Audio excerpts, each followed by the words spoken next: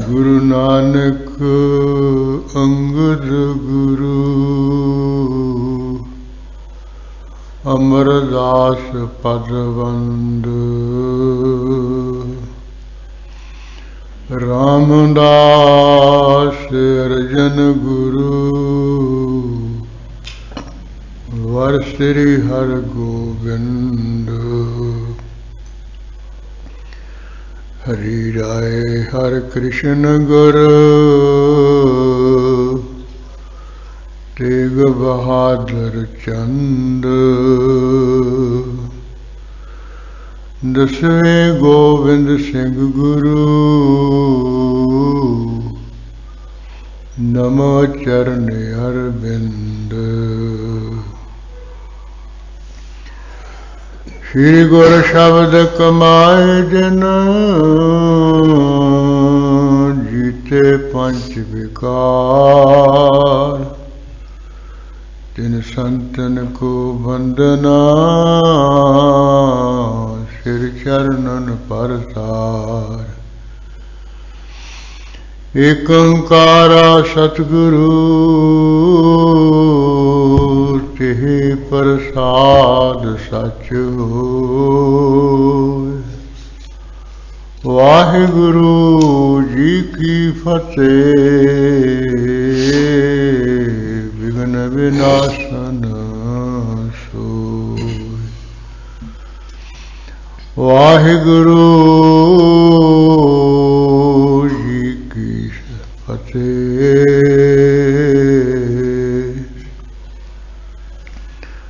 विघ्न विनाशन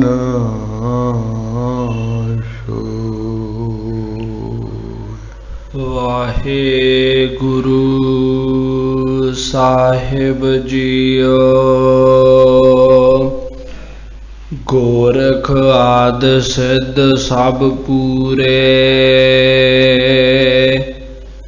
एक दिन कर विचार सब रूरे।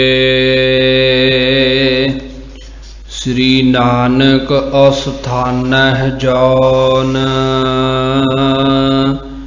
कैसो अह बिलो कहतौन। गोरख आद सिद्ध सब पूरे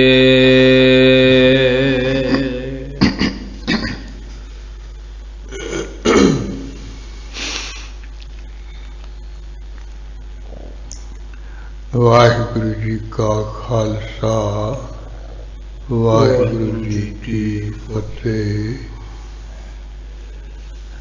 परम सत्कारयोग गुरु खालसा साध संगत जी अमृत वेले तो गुरु महाराज की हजूरी भी सुंदर दीवान सजरे। प्रकाश सेवा तो उपरांत गुरबाणी का जाप पाठ करे है। सतगुरु गुरु नानक साहिब जी का सोहना सुंदर इतिहास आप पढ़ सुन रहे हाँ, जो लड़ीवार काफी समय तो मुड़ के प्रारंभ होया है। जिस तरह कवि संत रैन जी ने दूसरे पातशाह गुरु अंगद साहिब महाराज जी का सोहना सुंदर इतिहास बेदियां दी बंस दे विचों गुरमुख प्यारे भाई प्रेम सिंह जो उन्होंने छोटे गुरु भाई सी बेनती करन तो काव्य रचना विच सुनाया सी। वो कल आप इतिहास प्रारंभ किया है। इस तरह गुरु अंगद साहिब महाराज जी करतारपुर तो आके बाहर बाहर जिथे वो तपियाना से गुरुद्वारा सवाए मान है। इथे का बठेरे कुली जी शन जी कुटिया बना के विच लोक होके समाधि ला बैठे सी। बाबा बुढ़ा साहिब सवेर गुरसिखा ने आके महाराज बेनती करके बाहर बिठाया क्यों प्रगट होए। ये प्रसंग इसे तरह महाराज जी जी रोज की क्रिया है। ਨਿਤ ਕਰਮ ਕੀ ਉਹ ਵਰਨ ਕੀਤਾ ਵੀ ਅੰਮ੍ਰਿਤ ਵੇਲੇ ਮਹਾਰਾਜ ਉੱਠ ਪੈਂਦੇ, ਪਹਿਲਾਂ ਸੋਚਾਚਾਰ ਕਰਦੇ, ਮੈਦਾਨ ਆਦਿ ਕਿਰਿਆ ਕਰਕੇ ਉਦੋਂ ਬਾਅਦ ਦਾਤਨ ਕੁਰਲਾ ਕਰ ਲੈਂਦੇ, ਫਿਰ ਮੁਖਾਰ ਬਣ ਸੋਹਣਾ ਧੋ ਲੈਂਦੇ, ਠੰਡੇ ਜਲ ਨਾਲ ਹਮੇਸ਼ਾ ਇਸ਼ਨਾਨ ਕਰਦੇ। ਉਦੋਂ ਬਾਅਦ ਆਪਣਾ ਜਿਹੜਾ ਸਤਿਤ ਆਨੰਦ ਸਰੂਪ ਉਹਦੇ ਵਿੱਚ ਵਿਚਲ ਹੋ ਕੇ ਬੈਠ ਜਾਂਦੇ, ਨਿਰਵਿਕਲਪ ਸਮਾਧੀ ਲੱਗ ਜਾਂਦੀ। ਸਵੇਰ ਸਾਰ ਜਦੋਂ ਸੂਰਜ ਚੜ੍ਹ ਜਾਂਦਾ ਹੈ, ਫਿਰ ਆਪ ਜੀ ਦੇ ਕੋਲ ਵਰਗੇ ਜਿਹੜੇ ਨੇਤਰ ਹੈ ਉਹ ਖਿੜ ਜਾਂਦੇ, ਖੁੱਲ੍ਹ ਜਾਂਦੇ। ਪਰ ਮਹਾਰਾਜ ਦੇ ਪਹਿਲੀ ਵਾਰ ਜਦੋਂ ਨੇਤਰ ਖੁੱਲ੍ਹਦੇ, ਉਹਨਾਂ ਦੇ ਵਿੱਚ ਵਿਸ਼ੇਸ਼ਤਾ ਇਹ ਹੈ ਵੀ ਜੋ ਸਾਹਮਣੇ ਕੋਈ ਮਹਾਰਾਜ ਦੀ ਨਿਗਾਹ ਵਿੱਚ ਆਉਂਦਾ ਹੈ, ਕਿੰਨਾ ਮਰਜ਼ੀ ਵੱਡਾ ਰੋਗੀ ਹੋਵੇ ਉਹਦਾ ਰੋਗ ਦੂਰ ਹੋ ਜਾਂਦਾ ਹੈ, ਕਿੰਨਾ ਮਰਜ਼ੀ ਦੁਖੀ ਹੋਵੇ ਉਹਦਾ ਦੁੱਖ ਦੂਰ ਹੋ ਜਾਂਦਾ ਹੈ। ਦਰਸ਼ਨ ਪਰਸ਼ੇ ਗੁਰੂ ਕਾ ਜਨਮ ਮਰਨ ਦੁੱਖ ਜਾਏ ਵਾਲੀ ਵੀ ਗੱਲ ਬਣ ਜਾਂਦੀ ਹੈ।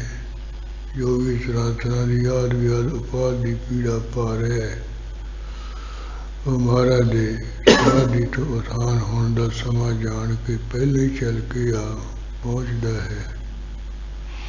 ਜਿਹੜਾ ਬਲਾ ਵਿਆਕੁਲ ਹੋ ਰਿਹਾ ਪੀੜ ਨਾਲ ਤਕਲੀਫ, ਜਦੋਂ ਮਹਾਰਾਜ ਦੀ ਮਿਹਰ ਭਰੀ ਨਿਗਾਹ ਪੈ ਜਾਂਦੀ, ਉਹ ਹੀ ਸੁੱਖ ਪਾਉਂਦਾ ਹੈ। ਸਾਰੇ ਸੰਸਾਰ ਦੇ ਵਿੱਚ ਗੱਲ ਪ੍ਰਗਟ ਹੋ ਗਈ। ਗੁਰੂ ਮਹਾਰਾਜ ਦੇ ਦਰਸ਼ਨ, ਮਹਾਰਾਜ ਦੀ ਮਿਹਰ ਦੀ ਨਿਗਾਹ ਵੀ ਮਹਾਨ ਹੈ। ਦੁੱਖਾਂ ਕਲੇਸ਼ਾਂ ਨੂੰ, ਰਗੜਿਆਂ ਝਗੜਿਆਂ ਨੂੰ, ਵਿਪਤਾਂ ਨੂੰ ਨਾਸ਼ ਕਰਨ ਵਾਲੀ ਹੈ। ਉਦੋਂ ਬਾਅਦ ਫਿਰ ਮਹਾਰਾਜ ਉੱਠ ਕੇ ਸੰਗਤ ਵਿੱਚ ਆ ਜਾਂਦੇ ਹੈ। ਮਰਦਾਨੇ ਦਾ ਜਿਹੜਾ ਪੋਤਰਾ ਰਜਾਦਾ ਹੈ, ਉਹ ਮਹਾਰਾਜ ਦਾ ਗੁਰਬਾਣੀ ਦਾ ਕੀਰਤਨ ਕਰਦਾ ਹੈ। ਸੰਗਤਾਂ ਸੁਣ ਕੇ ਖੁਸ਼ ਹੁੰਦੀਆਂ। ਫਿਰ ਭੋਜਨ ਦਾ ਸਮਾਂ ਹੋ ਜਾਂਦਾ ਹੈ। ਲਾਂਗਰੀ ਛਕਾ ਕੇ ਬੇਨਤੀ ਕਰਨ ਦਾ ਉੱਠ ਕੇ ਲੰਗਰ ਵਿੱਚ ਚਲੇ ਜਾਂਦੇ। ਤਰ੍ਹਾਂ ਤਰ੍ਹਾਂ ਦੇ ਜਿਹੜੇ ਸੁਆਦੀ ਰਸਾਂ ਵਾਲੇ ਭੋਜਨ ਹੈ, ਉਹ ਸੰਗਤਾਂ ਸਹਿਤ ਪੰਗਤ ਵਿੱਚ ਬੈਠ ਕੇ ਆਪ ਜੀ ਬਖਸ਼ਦੇ ਹੈ। ਚਾਰੇ ਵਰਨਾਂ ਦੇ ਜਿਹੜੇ ਲੋਕ ਹੈ, ਸਾਰਿਆਂ ਨੂੰ ਬੈਠਣ ਵਾਸਤੇ ਇੱਕੋ ਜਗ੍ਹਾ, ਇੱਕੋ ਪੰਗਤ ਵਿੱਚ ਬੈਠਦੇ, ਇੱਕੋ ਜਿਹੀ ਭੋਜਨ ਮਿਲਦਾ ਹੈ। ਜਿਹੋ ਜਿਹਾ ਗਰੀਬ ਹੈ, ਉਹੋ ਜਿਹਾ ਅਮੀਰ ਹੈ, ਕਿਸੇ ਨਾਲ ਕੋਈ ਵਿਤਕਰਾ ਨਹੀਂ, ਕੋਈ ਵੱਖਰਾ ਪੈਣਾ ਨਹੀਂ ਹੈ। ਮਹਾਰਾਜ ਭੋਜਨ ਛਕ ਕੇ ਫਿਰ ਚੁੜਾ ਕਰ ਲੈਂਦੇ। ਫਿਰ ਕੋਈ ਸਮਾਂ ਦੁਪਹਿਰ ਦਾ ਸਮਾਂ ਜਾਣ ਕੇ ਵਿਰਾਜਨਾ ਕਰਦੇ। ਇਸੇ ਤਰ੍ਹਾਂ ਜਦੋਂ ਪਹਿਰ ਕਦੇ 3 ਘੰਟੇ ਦਾ ਦਿਨ ਰਹਿ ਜਾਂਦਾ ਹੈ, ਫਿਰ ਮਹਾਰਾਜ ਪੰਜ ਇਸ਼ਨਾਨਾਂ ਵਗੈਰਾ ਕਰ ਲੈਂਦੇ ਹੈ। ਫਿਰ ਸਭਾ ਵਿੱਚ ਆ ਕੇ ਬੈਠ ਜਾਂਦੇ ਹੈ। ਜਿਉਂ ਸੋ ਸਜਦੇ, ਜਿਵੇਂ ਬਕੁੰਠ ਵਿੱਚ ਦੇਵਤਿਆਂ ਸਹਿਤ ਭਗਵਾਨ ਵਿਸ਼ਨੂੰ ਬੈਠਾ ਹੋਵੇ। ਉਹ 4 ਚੁਫੇਰੇ ਸਿਰ ਘੇਰਾ ਕਰਕੇ ਬੈਠ ਜਾਂਦੇ। ਫਿਰ ਸ਼ਬਦ ਕੀਰਤਨ ਹੋ ਜਾਂਦਾ ਹੈ। ਸ਼ਾਮ ਨੂੰ ਸੋਦਰ ਰਹਿਰਾਸ ਦਾ ਪਾਠ ਪੜ੍ਹਿਆ ਜਾਂਦਾ, ਆਰਤੀ ਪੜ੍ਹੀ ਜਾਂਦੀ ਹੈ। ਫਿਰ ਲੰਗਰ ਛਕ ਲੈਂਦੇ ਹੈ। ਫਿਰ ਇਕਾਂਤ ਹੋ ਕੇ ਬੈਠ ਜਾਂਦੇ ਆ। ਸੰਗਤਾਂ ਪਹਿਰ ਰਾਤ ਤੱਕ ਮਹਾਰਾਜ ਦੀ ਹਜ਼ੂਰੀ ਵਿੱਚ ਬਹਿੰਦੀਆਂ ਹਨ। ਫਿਰ ਸਵੇਲੇ ਦਾ ਪਾਠ ਹੋ ਜਾਂਦਾ। ਫਿਰ ਆਪੋ ਆਪਣੇ ਘਰਾਂ, ਸਥਾਨਾਂ ਤੇ ਟਿਕਾਣਿਆਂ ਤੇ ਚਲੇ ਜਾਂਦੇ ਹੈ। ਇਸ ਤਰ੍ਹਾਂ ਮਹਾਰਾਜ ਦਾ ਨਿੱਤ ਕਰਮ ਹੈ। ਉਹ ਆਪਾਂ ਕੱਲ੍ਹ ਦੇ ਦੀਵਾਨ ਵਿੱਚ ਸਾਰੇ ਪੜ੍ਹਿਆ ਸੀ। ਜਿਵੇਂ ਗੁਰੂ ਅੰਗਦ ਸਾਹਿਬ ਮਹਾਰਾਜ ਦੀ ਹਜ਼ੂਰੀ ਵਿੱਚ ਗੋਰਖਨਾਥ ਸਿੱਧ ਚੱਲ ਕੇ ਆਏ, ਪ੍ਰੀਖਿਆ ਵੀ ਕੀਤੀ, ਕੁਝ ਪ੍ਰਸ਼ਨ ਵੀ ਕੀਤੇ ਕਿ ਕੋਈ ਗੁਰੂ ਨਾਨਕ ਸਾਹਿਬ ਵਰਗਾ ਹੀ ਹੈ, ਕੋਈ ਨਿਊਨਤਾ ਘਾਟ ਹੈ। ਉਹ ਜਿਵੇਂ ਪਰਖ ਲਈ ਆਏ, ਦਰਸ਼ਨ ਕਰਨ ਲਈ ਆਏ, ਉਹ ਸਾਰੇ ਹੀ ਪ੍ਰਸੰਗ ਖੋਲ ਖੋਲ ਕੇ ਆ ਰਿਹਾ ਹੈ। ਗੋਰਖ ਆਦ ਸਿੱਧ ਸਭ ਪੂਰੇ। ਗੋਰਖਨਾਥ ਤੋਂ ਆਦਿ ਲੈ ਕੇ ਜਿਹੜੇ 84 ਸਿੱਧ ਹੈ, ਸ਼ਕਤੀਆਂ ਵਿੱਚ ਪੂਰਨ ਹਨ। ਇੱਕ ਦਿਨ ਘਰ ਵਿਚਾਰ ਸਭ ਰੂਰੇ, ਇੱਕ ਦਿਨ ਸਾਰੇ ਸਿਧਾਨਾਥਾਂ ਨੇ ਸੋਹਣੇ ਢੰਗ ਨਾਲ ਵਿਚਾਰ ਵਿਚਾਂਦਰਾ ਆਪੋ ਵਿੱਚ ਹੀ ਕੀਤਾ ਹੈ। ਸ੍ਰੀ ਨਾਨਕ ਅਸਥਾਨਹਿ ਜੌਨ, ਕਹਿੰਦੇ ਵੀ ਗੁਰੂ ਨਾਨਕ ਸਾਹਿਬ ਮਹਾਰਾਜ ਜੀ ਦੇ ਕਰਤਾ ਗੱਦੀ ਦੇ ਸਥਾਨ ਤੇ ਜਿਹੜਾ ਵੀ ਹੈ, ਕੈਸੋ ਹੈ ਬਿਲੋ ਕਹ ਤੌਨ, ਇਹ ਉਹ ਕਿਹੇ ਜਾ ਉਹਨਾਂ ਦਾ ਗੁਰਤਾ ਗੱਦੀ ਦਾ ਮਾਲਕ ਹੈ। ਉਹਨਾਂ ਨੂੰ ਆਪਾਂ ਜਾ ਕੇ ਵੇਖੀਏ, ਉਹਨਾਂ ਦੇ ਦਰਸ਼ਨ ਕਰੀਏ, ਪਰਖ ਵੀ ਕਰੀਏ। ਆਪ ਸਹੁਤੋ ਮਹਿਦ ਮਹੀਆਨ, ਕਿਉਂਕਿ ਗੁਰੂ ਨਾਨਕ ਸਾਹਿਬ ਮਹਾਰਾਜ ਆਪ ਤਾਂ ਮਹਾਨ ਤੋਂ ਮਹਾਨ ਸੀ, ਵੱਡਿਆਂ ਵਿੱਚੋਂ ਵੀ ਵੱਡੇ ਸਨ। ਉਹਨਾਂ ਦੇ ਉੱਪਰ ਦੀ ਹੋਰ ਕੋਈ ਹੈ ਨਹੀਂ ਸੀ। ਸਭ ਤੋਂ ਵੱਡਾ ਸਤਿਗੁਰੂ ਨਾਨਕ ਹੀ ਹੈ। ਘਰ ਦੇ ਗਵੇਜੈ ਪੁੱਜੇ ਸਭ ਥਾਨ, ਸਾਰੇ ਥਾਵਾਂ ਵਿੱਚ ਪਹੁੰਚੇ ਹੈ ਮਹਾਨ ਸ਼ਕਤੀ ਨਾਲ, ਤੇ ਸਾਰੇ ਥਾਵਾਂ ਵਿੱਚ ਦਿਗਵਿਜੈ ਕੀਤੀ। ਸਾਰੇ ਥਾਵਾਂ ਨੂੰ ਉਹਨਾਂ ਨੇ ਫਤਿਹ ਕੀਤਾ। ਸਭ ਮੱਕਾ ਮਦੀਨਾ ਆਣ ਨਵਾਇਆ। ਸ਼ਬਦ ਰਚੀ ਜਿੱਤੀ ਸਿੱਧ ਮੰਡਲੀ ਹੋਏ ਗਏ, ਸਾਰਿਆਂ ਨੂੰ ਉਹਨਾਂ ਨੇ ਫਤਿਹ ਕਰ ਲਿਆ। ਕੋਈ ਉਹਨਾਂ ਦੇ ਅੱਗੇ ਜਵਾਬ ਨਹੀਂ ਦੇ ਸਕਿਆ, ਉੱਤਰ ਨਹੀਂ ਦੇ ਸਕਿਆ ਹੈ। ਪੀਰ ਨਮੀਰ ਅਰਿਓ ਤਿਨ ਆਗੇ, ਉਹਨਾਂ ਦੇ ਸ਼ਕਤੀ ਅੱਗੇ ਨਾ ਮੁਸਲਮਾਨਾਂ ਦਾ ਕੋਈ ਪੀਰ, ਨਾ ਕੋਈ ਪਾਤਸ਼ਾਹ, ਕੋਈ ਨਹੀਂ ਅੜ ਸਕਿਆ ਹੈ। ਹਾਰ ਸਰਬ ਚਰਨੀ ਤਿਨ ਲਾਗੇ, ਕੀਰਨੋ ਹਾਰ ਅੰਬ ਕੇ ਗੁਰੂ ਨਾਨਕ ਸਾਹਿਬ ਦੇ ਚਰਨੀ ਲਗੇ। ਸਭ ਨੇ ਚਰਨਾਂ ਤੇ ਮੱਥੇ ਹੀ ਟੇਕੇ ਤੇ ਕਿਹਾ ਵੀ ਧੰਨੋ ਮਹਾਰਾਜ, ਆਪ ਤਾਂ ਖੁਦਾ ਹੋ, ਤਾਂ ਪਰਮੇਸ਼ਰ ਹੀ ਹੋ। ਇਮ ਵਿਚਾਰ ਸਭ ਹੀ ਚੱਲ ਆਏ, ਇਸ ਤਰ੍ਹਾਂ 84 ਸਿੱਧ ਵਿਚਾਰ ਵਟਾਂਦਰਾ ਕਰਕੇ ਇੱਕ ਨਹੀਂ ਦੋ ਨਹੀਂ ਸਾਰੇ ਚੱਲ ਆਏ। ਸ੍ਰੀ ਸਤਿਗੁਰ ਕੇ ਦਰਸ਼ਨ ਪਾਏ, ਸਭ ਨੇ ਆ ਕੇ ਸਭ ਤੋਂ ਪਹਿਲਾਂ ਗੁਰੂ ਅੰਗਦ ਸਾਹਿਬ ਮਹਾਰਾਜ ਦੇ ਦਰਸ਼ਨ ਦੀਦਾਰ ਪਾਏ ਨੇ। ਸੋਹਣੇ ਦਰਸ਼ਨ ਕੀਤੇ ਹਨ। ਗੋਰਖ ਭਰਥਰ ਚਰਪਟ ਸਾਥ, ਥੋੜੇ ਜਿਹੇ ਸਿੱਧਾਂ ਦੇ ਨਾਂ ਲੈਂਦੇ ਹੈ। ਗੋਰਖਨਾਥ ਵੀ ਆਇਆ, ਪਰਸਰੀਨਾਥ ਵੀ ਆਇਆ, ਨਾਲ ਹੀ ਚਰਪਟ ਨਾਥ ਹੈ। ਗੋਪੀ ਚੰਦ ਸੋ ਈਸਰ ਨਾਥ, ਇਸੇ ਤਰ੍ਹਾਂ ਗੋਪੀ ਚੰਦ ਹੈ ਸੋ ਜਿਹੜਾ ਈਸ਼ਰ ਨਾਥ ਹੈ, ਇਹ ਵੀ ਗੋਰਖਨਾਥ ਦੇ ਨਾਲ ਆਇਆ ਹੈ। ਅੰਗਦ ਸ੍ਰੀ ਸਿੰਘਾਸਨ ਬੈਸੇ, ਐਸੇ ਸ੍ਰੀ ਗੁਰੂ ਅੰਗਦ ਸਾਹਿਬ ਮਹਾਰਾਜ ਗੁਰੂ ਨਾਨਕ ਸਾਹਿਬ ਜੀ ਦਾ ਜਿਹੜਾ ਗੁਰਤਾ ਗੱਦੀ ਦਾ ਸਿੰਘਾਸਨ ਹੈ, ਉੱਥੇ ਬੈਠੇ ਹੋਏ ਆਏ ਕਰੀ ਆਦੇਸ਼ ਆਦੇਸੇ। ਸਾਰੇ ਸਿੱਖਾਂ ਨੇ ਆ ਕੇ ਮਹਾਰਾਜ ਆਪ ਜੀ ਨੂੰ ਆਦੇਸ਼ ਹੋਵੇ, ਆਪ ਜੀ ਨੂੰ ਨਮਸਕਾਰ ਹੋਵੇ। ਇਸ ਤਰ੍ਹਾਂ ਮੁਖੋਂ ਕਹਿਣਾ ਕੀਤੀ ਹੈ ਗੱਲ। ਤਿਨ ਕੇ ਮਨ ਕੀ ਸਭ ਗੁਰ ਜਾਣੀ, ਗੁਰੂ ਅੰਗਦ ਸਾਹਿਬ ਮਹਾਰਾਜ ਹੁਣ ਅੰਤਰਜਾਮੀ ਹੈ। ਸਿੱਧਾਨਾਥਾਂ ਦੇ ਮਨਾਂ ਦੀ ਜਿਹੜੀ ਗੱਲਬਾਤ ਸਾਰੀ ਜਾਣ ਲਈ ਹੈ। ਸਾਦਰ ਮਦਰ ਭਾਖ ਕਰ ਬਾਨੀ, ਗੁਰੂ ਮਹਾਰਾਜ ਨੇ ਬੜੇ ਸਤਿਕਾਰ ਦੇ ਬਚਨ ਤੇ ਬਹੁਤ ਹੀ ਮਿੱਠੇ ਪ੍ਰੇਮ ਪਿਆਰ ਵਾਲੇ ਬਚਨ ਕਹੇ। ਇਹਨਾਂ ਨੂੰ ਜੀਆਂ ਆਖਿਆ ਹੈ। ਬੈਠਾਰੇ ਆਸਨ ਸ਼ੁਭ ਦਏ, ਚੰਗਾ ਸੋਹਣਾ ਜਿਹੜਾ ਆਸਣ ਦੇ ਕੇ ਸਾਰਿਆਂ ਨੂੰ ਬਿਠਾਇਆ ਨੇੜੇ ਜੇ ਕਰਕੇ। ਗੋਰਖ ਤਬ ਪ੍ਰਸੰਨ ਮਨ ਭਏ, ਗੋਰਖਨਾਥ ਤੋਂ ਲੈ ਕੇ ਜਿੰਨੇ ਸਿੱਧ ਨਾਲ ਸੀ, ਜਦੋਂ ਆਪੋ ਆਪਣੇ ਮਨਾਂ ਵਿੱਚ ਬਹੁਤ ਹੀ ਪ੍ਰਸੰਨ ਹੋ ਗਏ। ਕਿਸੇ ਦਾ ਸਤਿਕਾਰ ਕਰੀਏ ਤਾਂ ਕਰੀਏ ਖੁਸ਼ ਹੋ ਹੀ ਜਾਂਦਾ ਹੈ। ਉਹ ਕਹਿਓ ਜੋਗ ਕੋ ਅਦਕ ਮਹਾਤਮ, ਉਦੋਂ ਬਾਅਦ ਗੋਰਖਨਾਥ ਬੋਲਿਆ, ਕਹਿੰਦਾ ਮਹਾਰਾਜ ਜਿਹੜਾ ਯੋਗ ਕਰਨ ਦਾ ਬੜਾ ਭਾਰੀ ਮਹਾਤਮ ਹੈ, ਬਹੁਤ ਵੱਡਾ ਫਲ ਹੈ, ਬਹੁਤ ਵੱਡ ਵਡਿਆਈ ਹੈ ਇਸ ਦੀ। ਬਿਨਾ ਜੋਗ ਨਹਿ ਪਾਈਐ ਆਤਮ, ਨਾ ਚਿਰ ਮਨੁੱਖ ਯੋਗ ਨਹੀਂ ਨਾ ਕਰਦਾ, ਉਹਨਾਂ ਚਿਰ ਆਤਮਾ ਦਾ ਗਿਆਨ ਨਹੀਂ ਪਾਉਂਦਾ ਹੈ। ਆਤਮਾ ਦੇ ਗਿਆਨ ਨੂੰ ਯੋਗ ਨਾਲ ਹੀ ਪਾਈ ਦਾ 10ਵਾਂ ਦੁਆਰ ਖੁੱਲ ਜਾਂਦਾ ਹੈ। ਫਿਰ ਆਤਮ ਸਰੂਪ ਆਪਣੇ ਆਪੇ ਦਾ ਗਿਆਨ ਹੋ ਜਾਂਦਾ ਹੈ। ਪ੍ਰਥਮ ਸਕਲ ਜੇ ਭਏ ਮਹਾਨਾ, ਗੁਰੂ ਨਾਨਕ ਗੁਰੂ ਅੰਗਦ ਸਾਹਿਬ ਮਹਾਰਾਜ ਜੀ ਜਿੰਨੇ ਵੀ ਪਿਛਲੇ ਸਮਿਆਂ ਵਿੱਚ ਮਹਾਨ ਤੋਂ ਮਹਾਨ ਲੋਕ ਹੋਏ ਹਨ, ਘਰ ਘਰ ਜੋਗ ਸੁਪਾਇਓ ਗਿਆਨਾ। ਉਹਨਾਂ ਨੇ ਆਪੋ ਆਪਣੇ ਸਮਾਂ ਵਿੱਚ ਯੋਗ ਕਰ ਕਰਕੇ ਜਿਹੜਾ ਰੱਬੀ ਗਿਆਨ ਪਾਇਆ ਹੈ। ਤੁਮ ਕਲ ਯੁਗ ਕੇ ਗੁਰੂ ਕਹਾਵਹੁ। ਅੱਜ ਮਹਾਰਾਜ ਅੱਜ ਦੇ ਸਮੇਂ ਕਲਯੁਗ ਦੇ ਵਿੱਚ ਤੁਸੀਂ ਵੀ ਗੁਰੂ ਨਾਨਕ ਮਹਾਰਾਜ ਦੀ ਗੱਦੀ ਉੱਪਰ ਬੈਠਣ ਕਰਕੇ ਗੁਰੂ ਕਹਾਉਂਦੇ ਹੋ, ਸਦਵਾਉਂਦੇ ਹੋ। ਦੇਹ ਮਤੰਤ ਨਾਹਿ ਕਛ ਪਾਵਹੁ। ਲੋਕਾਂ ਨੂੰ ਭਾਵੇਂ ਤੁਸੀਂ ਕਹਿੰਦੇ ਇਸ ਤਰ੍ਹਾਂ ਮੰਤਰ ਤਾਂ ਦਿੰਦੇ ਆ ਵੀ ਵਾਹਿਗੁਰੂ ਵਾਹਿਗੁਰੂ ਜਪੋ, ਮੂਲ ਮੰਤਰ ਦਾ ਅਭਿਆਸ ਕਰੋ, ਪਰ ਯੋਗ ਨਹੀਂ, ਸਾਧਨ ਨਹੀਂ ਦੱਸਦੇ ਵੀ ਇਸ ਤਰ੍ਹਾਂ ਨਿਉਲੀ ਟੁੱਟੀ ਬਰਸੀ ਆਦਿ ਦੀ ਕਿਰਿਆ ਕਰਕੇ ਫਿਰ ਵੀ ਪ੍ਰਾਣਾਯਾਮ ਕਰਨਾ ਹੈ, ਉਹ ਸਵਾਸ ਚੜਾਉਣੇ ਹੈ, ਉਹ ਟਿਕਾਉਣੇ, ਉਤਾਰਨੇ, ਉਹ ਦਸਵਾਂ ਦੁਆਰ ਖੁੱਲ੍ਹਦਾ ਹੈ, ਜੋ ਜੋਤੀ ਸਰੂਪ ਦੇ ਦਰਸ਼ਨ ਹੁੰਦੇ ਹੈ।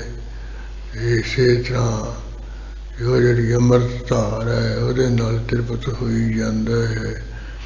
ਉਹ ਜਿਹੜਾ ਕੋਈ ਮੰਤਰ ਹੈ ਉਹ ਇਹਦੇ ਨਾਲ ਤਾਂ ਕੁਛ ਨਹੀਂ ਪਾਈਦਾ, ਕੁਛ ਨਹੀਂ, ਜਿਹੜਾ ਤੁਸੀਂ ਇਹ ਦਿੰਦੇ ਹੋ। ਕਪਿਤ ਨਾਥ ਤਬ ਬੋਲਿਓ ਜੋਗ ਓਜ ਝੱਕ ਝੋਲਿਓ।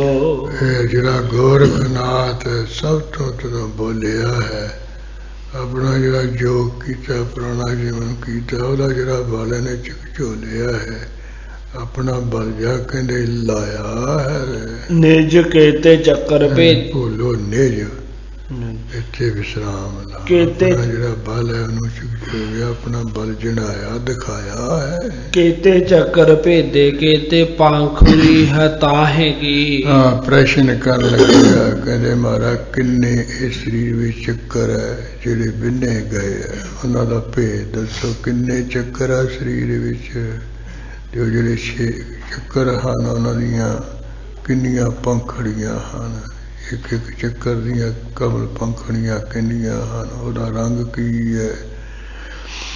ਮਹਾਰਾਜ ਇਸ ਤਰ੍ਹਾਂ ਜਿਹੜੇ ਚੱਕਰ ਹਨ ਉਹਨਾਂ ਦਾ ਭੇਦ ਦੱਸੋ, ਉਹਨਾਂ ਨੂੰ ਬਿੰਨਿਆ ਕਿਵੇਂ ਜਾਂਦਾ, ਇਹ ਵੀ ਭੇਦ ਦੱਸੋ ਵੀ ਉਹ ਜਿਹੜੇ ਚੱਕਰ ਉਹਨਾਂ ਦੀਆਂ ਕਮਲ ਦੀਆਂ ਪੰਖੜੀਆਂ ਕਿੰਨੀਆਂ ਹਨ, ਉਹਨਾਂ ਦੇ ਪੱਤੇ ਕਿੰਨੇ ਹਨ। ਦੇਹੀ ਕੇਤੀ ਪੌਨ ਤ੍ਰਿਪ ਤਾਵੈ ਧਾਰ ਕੌਣ। ਹਾਂ, ਜਿਹੜੀਆਂ ਦੇਹਾਂ ਉਹ ਕਿੰਨੇ ਤਰ੍ਹਾਂ ਦੀਆਂ ਹਨ, ਤੇ ਦੇਹ ਦੇ ਵਿੱਚ ਜਿਹੜੀਆਂ ਪੌਣਾ ਚੱਲਦੀਆਂ ਹਨ ਉਹ ਕਿੰਨੀਆਂ ਇਹਦੇ ਵਿੱਚ ਐਸੀ ਇਹ 10ਵੇਂ ਦੁਆਰ ਦੇ ਵਿੱਚ ਕਿਹੜੀ ਧਾਰ ਹੈ ਜਿਹਦੇ ਨਾਲ ਮਨ ਤ੍ਰਿਪਤ ਹੋ ਜਾਂਦਾ ਹੈ, ਮਨ ਰਜ ਜਾਂਦਾ ਹੈ, ਮਨ ਸ਼ਾਂਤ ਹੋ ਜਾਂਦਾ ਹੈ। ਔਰ ਪੰਜ ਤਤ ਕਹੋ ਜੋ ਰਖੀਕ ਪੰਜ ਜਾਹੇ ਕੀ। ਹਾਂ, ਇਸੇ ਤਰ੍ਹਾਂ ਜਿਹੜਾ ਪੰਜ ਤਤ ਕਹੋ ਜੀ, ਜਿਸ ਨਾਲ ਇਹ ਦੇਹ ਹੋਂਦ ਵਿੱਚ ਆਈ ਹੈ, ਪੰਜ ਤਤ ਕੋ ਤਨ ਰਚਿਓ, ਇਹ ਪੰਜ ਤਤ ਵੀ ਦੱਸੋ ਕਿਹੜੇ ਕਿਹੜੇ ਨੇ। ਇਸੇ ਤਰ੍ਹਾਂ ਜਿਹੜੀਆਂ ਉਹ ਪੰਜ ਰਿਖੀਆਂ ਹਨ, ਇੰਦਰੀਆਂ ਹਨ, ਪੰਜ ਗਿਆਨ ਇੰਦਰੀ ਹੈ, ਪੰਜ ਕਰਮ ਇੰਦਰੀ ਹੈ, ਇਹ ਵੀ ਦੱਸੋ। ਗੁਣ ਔ ਸੁਭਾਏ ਸਭ ਤਤਨ ਕੇ ਕਹੇ ਅਬ। ਜਿਹੜੇ ਪੰਜੇ ਗਿਆਨ ਇੰਦਰੀਆਂ ਉਹਨਾਂ ਦੇ ਜਿਹੜੇ ਗੁਣ ਕੀਏ ਵਿਸ਼ੇ ਹਨ, ਕਿਹੜੇ ਕਿਹੜੇ ਹਨ, ਤੇ ਉਹਨਾਂ ਦਾ ਸੁਭਾਅ ਕੀ, ਉਹ ਵੀ ਸਾਰਾ ਦੱਸੋ। ਇਸੇ ਤਰ੍ਹਾਂ ਜਿਹੜੇ ਕੋਈ ਤੱਤ ਹਨ ਉਹਨਾਂ ਦੇ ਸੁਭਾਅ, ਉਹਨਾਂ ਦੇ ਵਿਸ਼ੇ ਵੀ ਬਿਆਨ ਕਰੋ ਜੀ। ਹੁਣ ਪ੍ਰਿਥਕ ਪ੍ਰਿਥਕ ਬਿਦ ਸਭੈ ਦੇਹ ਮਾਹੇ ਕੀ। ਜਿਹੜੀ ਦੇਹ ਦੇ ਵਿੱਚ ਇਹ ਕਹਿੰਦੇ ਹਨ ਸਾਰੇ ਵੱਖਰੋ ਵੱਖਰੇ ਕਰਕੇ ਦੱਸੋ ਜੀ, ਢੰਗ ਤਰੀਕੇ ਨਾਲ। ਉਤਰ ਬਤਾਵੋ ਤੋ ਗੁਰੂ ਕਹਿਲਾਵੋ ਤੁਮ। ਜੇ ਤਾਂ ਤੁਸੀਂ ਇਹਦਾ ਸਾਰਾ ਖੋਲ ਕੇ ਉੱਤਰ ਦੱਸ ਦਿਓਗੇ ਫਿਰ ਤਾਂ ਤੁਸੀਂ ਆਪਣੇ ਆਪ ਨੂੰ ਗੁਰੂ ਕਹਾਉਣ ਦੇ ਹੱਕਦਾਰ ਹੋਵੋਗੇ। ਨਾ ਤੋ ਉਪਦੇਸ਼ ਲੀਜੈ ਤਜੋ ਮਤ ਕਾਹੇ ਕੀ। ਨਹੀਂ ਤਾਂ ਫਿਰ ਸਾਡਾ ਮਹਾਰਾਜ ਸਿੱਧਾਂ ਦਾ ਉਪਦੇਸ਼ ਲੈ ਲਓ, ਤੇ ਹੋਰ ਕਿਸੇ ਦੀ ਜਿਹੜੀ ਤੁਸੀਂ ਮਤ ਦੀ ਧਾਰਨ ਕੀਤੀ ਹੈ, ਹੋਰ ਤੋਂ ਸਿੱਖਿਆ ਲਈਓ, ਤੁਸੀਂ ਛੱਡ ਦਿਓ। ਸਾਡਾ ਉਪਦੇਸ਼ ਲਓ, ਅਸੀਂ ਤੁਹਾਨੂੰ ਸਾਰਾ ਕੁਛ ਹੀ ਦੱਸ ਦਿਆਂਗੇ ਵੀ ਪੰਜ ਤੱਤ ਹੈ, पंज ज्ञान अंदरे आए, पंज कर्म क्रियाए, दही विचार पाਉਣਾ ਚੱਲਦੀਆਂ ਹਨ। ਆਹ ਧਾਰ ਹੈ ਜਿਹਦੇ ਨਾਲ ਤ੍ਰਿਪਤ ਹੁੰਦਾ ਹੈ। ਸਭ ਕੁਝ ਤੁਹਾਨੂੰ ਅਸੀਂ ਦੱਸ ਦਿਆਂਗੇ। ਸ੍ਰੀ ਮੁਖ ਵਾਕ ਸ਼ਲੋਕ ਮਹੱਲਾ ਦੂਜਾ, ਦੀਖਿਆ ਆਪ ਬੁਝਾਇਆ। ਇਸ ਤਰ੍ਹਾਂ ਜਦੋਂ ਵੀ ਉਪਦੇਸ਼ ਲੈ ਲੋ ਕਿਹਾ ਹੈ ਤੇ ਮਹਾਰਾਜ ਨੇ ਫਿਰ ਉੱਤਰ ਦਿੱਤਾ ਸਵਾਏ ਮਨ ਮੁਖ ਤੋਂ। ਉਹ ਸ਼ਲੋਕ ਛੰਦ ਵਿੱਚ ਮਹੱਲਾ ਦੂਜਾ ਦੂਜੇ ਸਰੂਪ ਦੇ ਮੁਖ ਦੇ ਬਚਨ ਹੈ। ਜਿਨ ਗੁਰੂ ਨਾਨਕ ਦੇਵ, ਮਹਾਰਾਜ ਕਹਿੰਦੇ ਵੀ ਸਿੱਧੋ ਨਾਥੋ ਜਿਨ੍ਹਾਂ ਦਾ ਗੁਰੂ ਨਾਨਕ ਦੇਵ ਗੁਰੂ ਹੈ, ਇਹ ਗੁਰੂ ਬਣ ਕੇ ਜਿਨ੍ਹਾਂ ਦੁਖਿਆ ਆਖ ਬੁਝਾਇਆ। ਸਿੱਖਿਆ ਆਖ ਕੇ, ਸਿੱਖਿਆ ਦੇ ਕੇ, ਕਹਿ ਕੇ ਸਮਝਾ ਦਿੱਤਾ ਸਵੈ ਸਰੂਪ। ਸਿਫਤੀ ਸੱਚ ਸਮੇਓ। ਗੁਰੂ ਕਾ ਉਪਦੇਸ਼ ਲੈ ਕੇ ਫਿਰ ਅਭਿਆਸ ਕਰਕੇ ਜੋ ਸਤ ਸਰੂਪ ਹੈ ਉਹਦੀ ਸਿਫਤ ਵਿੱਚ ਜਿਹੜੇ ਕਹਿੰਦੇ ਲੀਨ ਹੋ ਗਏ ਆ, ਸਮਾ ਗਏ ਹਨ। ਤਿਨ ਕਉ ਕਿਆ ਉਪਦੇਸੀਐ। ਕੀ ਉਪਦੇਸ਼ ਦੇਣਾ ਕਰੋਗੇ ਤੁਸੀਂ? ਇਹਨਾਂ ਨੂੰ ਗੁਰੂ ਨਾਨਕ ਸਾਹਿਬ ਜੀ ਨੇ ਸਿੱਖਿਆ ਦੇ ਕੇ ਸਮਝਾ ਦਿੱਤਾ, ਸਵੈ ਸਰੂਪ ਸਤ ਸਰੂਪ ਵਿੱਚ ਲੀਨ ਕਰ ਦਿੱਤਾ ਹੈ। ਉਹਨਾਂ ਨੂੰ ਕਹਿੰਦੇ ਸਾਡਾ ਉਪਦੇਸ਼ ਤੁਹਾਡੀ ਸਿੱਖਿਆ ਦੀ ਲੈਣ ਦੀ ਕੋਈ ਲੋੜ ਨਹੀਂ ਹੈ। ਭਾਵ ਆਪਣੇ ਦੁਆਰਾ ਇਹ ਸ਼ਲੋਕ ਦੱਸਦਾ ਵੀ ਸਾਡੇ ਨੂੰ ਸਿੱਖਿਆ ਗੁਰੂ ਨਾਨਕ ਸਾਹਿਬ ਜੀ ਨੇ ਦਿੱਤੀ, ਉਪਦੇਸ਼ ਦਿੱਤਾ ਹੈ। ਸਾਨੂੰ ਸਤ ਸਰੂਪ ਦੀ ਸਿਫਤ ਵਿੱਚ ਲੀਨ ਕਰ ਦਿੱਤਾ, ਅਸੀਂ ਉਹਦੀ ਸਿਫਤ ਵਿੱਚ ਜੁੜੇ ਹੋਏ ਹਾਂ। ਸਾਨੂੰ ਹੁਣ ਕਿਸੇ ਉਪਦੇਸ਼ ਦੇਣਾ ਹੈ, ਸਾਥੋਂ ਸਗੋਂ ਲੈ ਲਓ ਉਪਦੇਸ਼। ਜਿਨ ਗੁਰੂ ਨਾਨਕ ਦੇਵ, ਜਿਨ੍ਹਾਂ ਦੇ ਵੀ ਗੁਰੂ ਨਾਨਕ ਦੇਵ ਮਹਾਰਾਜ ਜੀ ਗੁਰੂ ਹਨ। ਕਬਿਤ ਮੂਲ ਕੋ ਕਮਲ, ਦਲ ਚਾਰ ਹੈ ਅਮਲ ਪੀਤ। ਬਾਕੀ ਜਿਹੜਾ ਤੁਸੀਂ 6 ਚੱਕਰਾਂ ਸੰਬੰਧੀ ਪੁੱਛਿਆ ਵੀ ਇਹ ਸਰੀਰ ਦੇ ਵਿੱਚ 6 ਚੱਕਰ ਹੈ, ਉਹਨਾਂ ਦਾ ਭੇਦ ਦੱਸੋ ਉਹਨਾਂ ਨੂੰ। ਤਾਂ ਕਹਿੰਦੇ ਮੂਲ ਕੋ ਕਮਲ, ਜਿਹੜਾ ਇਹ ਮੂਲਾਧਾਰ ਚੱਕਰ ਹੈ, ਇਹ ਜਿਹੜੇ ਕਮਲ ਦਲ ਚਾਰ, ਪੂਰੇ ਕਮਲ ਦੇ ਜਿਹੜੇ ਦਲ ਕੇ ਪੱਤਰੇ ਚਾਰ ਹੈ, ਚਾਰ ਪੰਖੜੀਆਂ ਵਾਲਾ ਕਮਲ ਹੈ ਤੇ ਮੈਲ ਤੋਂ ਰਹਿਤ ਹੈ, ਉਜਲ ਹੈ ਤੇ ਪੀਲਾ ਪੀਲਾ ਉਹਦਾ ਰੰਗ ਹੈ। ਜਿਹੜਾ ਪਹਿਲਾ ਕਹਿੰਦੇ ਮੂਲਾਧਾਰ ਚੱਕਰ ਹੈ,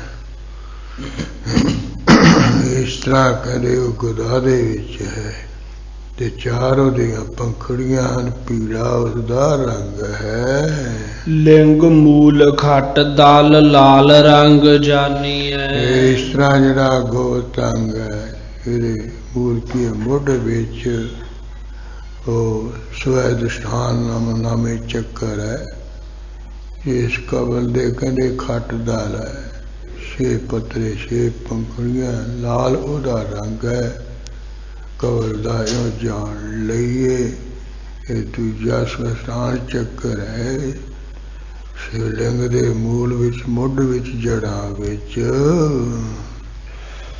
ਨਾਭ ਮੈਂ ਦਸਮ ਦਲ ਨੀਲ ਰੰਗ ਮੋਹ ਜਾਂ ਕੋ। ਨਾਭ ਕੀ ਹੈ? ਧਰਤੀ ਦੇ ਵਿੱਚ ਮਣੀਪੂਰਕ ਚੱਕਰ ਹੈ, ਜਿਹਦੇ ਵਿੱਚ 10 ਦਲ 10 ਪੱਤਰੇ ਹੈ, 10 ਪੰਖੜੀਆਂ ਹਨ, ਨੀਲਾ ਉਹਦਾ ਰੰਗ ਹੈ ਤੇ ਇਹ ਕਹਿੰਦੇ ਬੜਾ ਮੋਹਦਾ ਹੈ, ਸੋਹਣਾ ਹੈ ਬਹੁਤ ਹੀ। ਵਾਲੇ ਦਾ ਕੀ ਨਾਮ ਸੀ? ਹਾਂਜੀ, ਸਵੈਦਿਸ਼ਠਾਨ ਚੱਕਰ। ਸੱਸਾ ਹੇਠਾਂ ਵਾਵਾ ਉਹਨੂੰ ਕੰਨਾ, ਤੱਦੇ ਨੂੰ ਸਿਹਾਰੀ, ਸੱਸਾ ਠੱਠਾ, ਠੱਠੇ ਨੂੰ ਕੰਨਾ ਨੰਨਾ, ਸਵੈਦਿਸ਼ਠਾਨ ਚੱਕਰ। ਹਿਰਦੇ ਦਲ ਦੁਆਦਸ ਕੋ ਸੇਧ ਪਹਿਚਾਨੀਏ। ਹਿਰਦੇ ਵਿੱਚ ਕਹਿੰਦੇ ਅਨਾਹਤ ਚੱਕਰ ਹੈ, ਅਨਾਹਤ ਚੱਕਰ ਹੈ ਹਿਰਦੇ ਵਿੱਚ। ਉਹਦੇ 12 ਪੱਤਰੇ ਹੈ ਤੇ ਚਿੱਟੇ ਰੰਗ ਦਾ ਉਹ ਕਬਲ, 12 ਪੰਖੜੀਆਂ ਵਾਲਾ ਚਿੱਟੇ ਰੰਗ ਦਾ ਕਬਲ ਅਨਾਹਤ ਨਾਮੇ ਚੱਕਰ ਹਿਰਦੇ ਵਿੱਚ ਹੈ। कंठ को कोमल दाल 16 है अमल भेद। ਜਿਹੜਾ ਕੰਠ ਕੀਏ ਗਲਾ ਉਹਦੇ ਵਿੱਚ ਹੈ ਬਸੁੱਧ ਚੱਕਰ। ਕਮਲ ਦਲ 16 ਹੈ। ਕਹਿੰਦੇ ਉਹ ਜਿਹੜਾ ਕਮਲ ਹੈ ਉਹਦੇ 16 ਦਲ ਹੈ, 16 ਪੱਤੇ 16 ਪੰਖੀਆਂ ਵਾਲਾ ਹੈ। ਜੋ ਰਹਿਤਾ ਹੈ ਐਸਾ ਭੇਦ ਤੁਸੀਂ ਜਾਣ ਲੋ, ਸਮਝ ਲਓ। त्रिकुटी में दोए दाल धाम सुख दानीए। ਜਿਹੜੀ ਤ੍ਰਿਕੁਟੀ ਹੈ ਉਹਦੇ ਵਿੱਚ ਆਗਿਆਕਾਰ ਚੱਕਰ ਹੈ। ਆ ਜਿਹੜਾ ਭਰੋਟਿਆਂ ਦੇ ਵਿਚਕਾਰਲੀ ਜਗ੍ਹਾ ਹੈ ਇਹਨੂੰ ਤ੍ਰਿਕੁਟੀ ਕਹਿੰਦੇ ਹੈ। ਮੱਥੇ ਤੋਂ ਹੇਠਾਂ ਨੱਕ ਉੱਪਰਲੇ ਤੋਂ ਆ ਭਰੋਟੇ ਦੇ ਵਿਚਕਾਰਲੀ ਜਗ੍ਹਾ ਦੀ ਤਿਉੜੀ ਕਹਿ ਦਿੰਦੇ ਤ੍ਰਿਕੁਟੀ। ਇਹ ਜਿਹੜੇ ਕੋਈ ਪ੍ਰਗਟਿਆਂ ਦੇ ਵਿਚਕਾਰਲੀ ਜਗ੍ਹਾ ਉਹਦੇ ਵਿੱਚ ਆਗਿਆਕਾਰ ਚੱਕਰ ਹੈ। ਉਸ ਕਹਿੰਦੇ ਚੱਕਰ ਦੇ 2 ਦਲ ਹੈ। ਉਹ ਕਮਲ ਦੇ 2 ਪੱਤਰੇ ਹੈ। ਉਹ ਸੁਖਾਂ ਦਾ ਘਰ ਹੈ, ਸੁਖ ਦੇਣ ਵਾਲਾ ਘਰ ਹੈ। ਦਾਨੀਏ ਕੀਏ ਜਾਣ ਲਈਏ। ਭੇਦ 3 ਜਾਏ ਖਟ ਚੱਕਰ ਜੋ ਅਲਾਏ। ਜਦੋਂ ਕਹਿੰਦੇ ਇਹਨਾਂ ਕਹਿੰਦੇ ਜਿਹੜੇ 6 ਚੱਕਰ ਕਹੇ ਇਹਨਾਂ ਨੂੰ ਜਦੋਂ ਕਹਿੰਦੇ ਕੋਈ ਬਿਨ ਜਾਂਦਾ ਹੈ 6 ਚੱਕਰਾਂ ਰਾਹੀਂ ਅੱਗੇ ਲੰਘ ਜਾਂਦਾ ਹੈ। 10 द्वार ठहराए बाए ऐसी विद मानी है। 10ਵੇਂ द्वार ਦੇ ਵਿੱਚ ਜਾ ਕੇ ਪੌਣ ਬਾਏ ਪੌਣ ਠਹਿਰ ਜਾਂਦੀ ਹੈ। ਇਸ ਤਰ੍ਹਾਂ ਵਿਧੀ ਜੁਗਤੀ ਤੁਸੀਂ ਮੰਨ ਲਈਏ। ਕਿਉਂ ਵੀ ਜੋਗ ਸਾਧਨਾ ਦੁਆਰਾ ਰਿਜਕ ਪੂਰਵ ਕੰਮ ਕਰ ਪ੍ਰਾਣਾਯਾਮ ਕਰਕੇ 10ਵੇਂ ਦੁਆਰ ਦੇ ਵਿੱਚ ਪਹੁੰਚ ਟਿਕ ਜਾਂਦੀ ਹੈ। ਇਹ ਢੰਗ ਤਰੀਕਾ ਤੁਸੀਂ ਮੰਨ ਲਈਏ, ਸਮਝ ਲਈਏ। ਪੌਣ 10 ਸੁਨੋ ਨਾਮ ਪਾਨ ਹੈ ਅਪਾਨ ਦੋ। ਇਹ ਸਰੀਰ ਦੇ ਵਿੱਚ 10 ਪੌਣਾ ਹਨ, ਉਹਨਾਂ ਦੇ ਨਾਮ ਸੁਣ ਲਓ। ਪਹਿਲੀ ਪੌਣ ਦਾ ਨਾਮ ਹੈ ਪ੍ਰਾਨ, ਦੂਜੀ ਪੌਣ ਦਾ ਨਾਮ ਹੈ ਅਪਾਨ। ਜਾਨੀਏ ਸਮਾਨ ਉਦਿਆਨ ਹੈ ਬਿਆਨ ਸੋ। ਤੀਜੀ ਪੌਣ ਦਾ ਨਾਮ ਜਾਣ ਲਈਏ ਸਮਾਨ। ਚੌਥੀ ਪੌਣ ਦਾ ਨਾਮ ਜਾਣ ਲਈਏ ਉਦਿਆਨ ਉਡਾਨ। ਪੰਜਵੀਂ ਪੌਣ ਦਾ ਨਾਮ ਜਾਣ ਲਈਏ ਸਮਝ ਲਈਓ ਬਿਆਨ ਹੈ। ਨਾਗ ਔ ਕੂਰਮ ਕਿਲਕਤ ਦੇਵੰ ਦਤ ਲਖੋ। ਛੇਵੀਂ ਪੌਣ ਦਾ ਨਾਮ ਹੈ ਨਾਗ, ਸੱਤਵੀਂ ਪੌਣ ਦਾ ਨਾਮ ਹੈ ਕੂਰਮ ਤੇ 8ਵੀਂ ਪੌਣ ਦਾ ਨਾਮ ਹੈ ਕਿਰਪਕਲ। 9ਵੀਂ ਪੌਣ ਦਾ ਨਾਮ ਹੈ ਦੇਵਦੱਤ। ਜਾਣ ਲੋ ਇਹ 9 ਪੌਣਾ ਹੈ ਸਰੀਰ ਵਿੱਚ। 10ਵੀਂ ਤਨਜੈ ਨਾਮ ਰਕਤ ਬਖਾਨ ਸੋ। 10ਵੀਂ ਤਨਜੈ ਨਾਮ ਕਰਤ ਬਖਾਨ ਸੋ। ਗਲਤ ਕੱਕਾ ਇਧਰ ਲੱਗਿਆ ਕਰਤ ਬਖਾਨ ਕਰ ਲੈਣਾ। ਤੀਸਰਾ 10ਵੀਂ ਹੈ ਤਨਜੇ ਪੌਣ। ਇਉਂ ਕਹਿੰਦੇ ਵਿਦਵਾਨ ਲੋਕ ਬਖਾਨ ਕਰਦੇ ਕਥਨ ਕਰਦੇ ਹਨ, ਦੱਸਦੇ ਹਨ ਕਿ ਅਸੀਂ ਤੁਹਾਨੂੰ ਇਹ ਬਖਾਨ ਕਰਤ ਕਥਨ ਕਰ ਦਿੱਤਾ, ਦੱਸ ਦਿੱਤਾ ਹੈ। ਪ੍ਰਾਨ ਰਹਿ ਹਿਰਦੇ ਮਾਹੇ ਗੁਦਾ ਮੈਂ ਅਪਾਨ ਜਾਨ। ਜਿਹੜੀ ਪ੍ਰਾਣ ਪੌਣ ਹੈ ਨਾ ਉਹ ਹਿਰਦੇ ਵਿੱਚ ਰਹਿੰਦੀ ਹੈ। ਜਿਹੜੀ ਅਪਾਨ ਬਾਜੂ ਅਪਾਨ ਪੌਣ ਹੈ ਉਹ ਗੁਦਾ ਵਿੱਚ ਨਿਵਾਸ ਕਰ ਰਹੀ ਹੈ। ਨਾਭ ਮੈਂ ਸਮਾਨ ਕੰਠ ਵਿਖੈ ਉਦਿਆਨ ਸੋ। ਜਿਹੜੀ ਹੈ ਸਮਾਨ ਪੌਣ ਉਹ ਧੁਨੀ ਵਿੱਚ ਹੈ। ਜਿਹੜੀ ਉਦਿਆਨ ਪੌਣ ਉਹ ਕੰਠ ਵਿੱਚ ਹੈ, ਗਲੇ ਵਿੱਚ ਨਿਵਾਸ ਕਰ ਰਹੀ ਹੈ। ਵਿਆਪਕ ਬਿਆਨਤਾ ਨਾਗ ਉਦਗਾਰ ਕਰੈ। ਜਿਹੜੀ ਬਿਆਨ ਪੌਣ ਹੈ ਉਹ ਸਾਰੇ ਸਰੀਰ ਦੇ ਵਿੱਚ ਵਿਆਪਕ ਹੈ, ਸਾਰੇ ਸਰੀਰ ਵਿੱਚ ਹੀ ਉਹ ਚੱਕਰ ਕੱਟ ਰਹੀ ਹੈ। ਜਿਹੜੀ ਨਾਗ ਨਾਮੇ ਪੌਣ ਹੈ ਉਹ ਵੀ ਉਦਕਾਰ ਕੇ ਡਕਾ ਲਿਆਉਣਾ ਕਰਦੀ ਹੈ। ਕੂਰਮ ਸੁਲੋਚਨ ਕੀ ਪਲਕ ਖੁਲਾਨ ਸੋ। ਜਿਹੜੀ ਕੂਰਮ ਨਾਮੇ ਪੌਣ ਹੈ ਉਹ ਨੇਤਰਾਂ ਦੀਆਂ ਜਿਹੜੀਆਂ ਪਲਕਾਂ ਉਹਨਾਂ ਨੂੰ ਖੁਲਾਉਣ ਦਾ ਤੇ ਮਿਚਾਉਣ ਦਾ ਕਹਿੰਦੇ ਕਿਰਿਆ ਕਰਦੀ ਹੈ। ਕੂਰਮ ਨਾਮੇ ਪੌਣ ਦੇ ਨਾਲ ਆਪੇ ਅੱਖਾਂ ਦੀਆਂ ਜਿਹੜੀਆਂ ਪਲਕਾਂ ਖੁੱਲੀ ਜਾਂਦੀਆਂ ਆਟੋਮੈਟਿਕ ਬੰਦ ਹੋਈ ਜਾਂਦੀਆਂ। ਉਹ ਸਰੀਰ ਦੇ ਵਿੱਚ ਪੌਣ ਹੈ ਜਿਹਦਾ ਨਾਮ ਕੂਰਮ ਹੈ। ਕ੍ਰਿਕਲ ਉਪਾਏ ਛਿਕ ਦੇਵ ਦਤ ਜੰਬਣ ਕੀ। ਜਿਹੜੀ ਕਿਰਕਲ ਨਾਮੇ ਪੌਣ ਹੈ, ਉਹ ਕਹਿੰਦੇ ਛਿੱਕਾਂ ਨੂੰ ਪੈਦਾ ਕਰਦੀ, ਉਹਨਾਂ ਨਾਲ ਛਿੱਕਾਂ ਆਉਂਦੀਆਂ ਹਨ। ਜਿਹੜੀ ਦੇਵਦੱਤ ਨਾਮੇ ਪੌਣ ਹੈ, ਉਹਦੇ ਨਾਲ ਕਹਿੰਦੇ ਅਵਾਸੀਆਂ ਆਉਂਦੀਆਂ, ਉਹ ਜੋ ਅਵਾਸੀਆਂ ਦੀ ਕਿਰਿਆ ਕਰਦੀ ਹੈ। ਮ੍ਰਿਤ ਭੇਤ ਨਜੈ ਰਹਿ, ਇਹੀ 10 ਪ੍ਰਾਨ ਸੋ। ਜਦੋਂ ਮੌਤ ਹੋ ਜਾਂਦੀ ਹੈ, ਉਦੋਂ ਕਹਿੰਦੇ ਅਖੀਰਲੀ ਪੌਣ ਨਜੈ ਰਹਿੰਦੀ ਹੈ ਇਸ ਸਰੀਰ ਵਿੱਚ ਮਰਨ ਤੋਂ ਬਾਅਦ ਵੀ।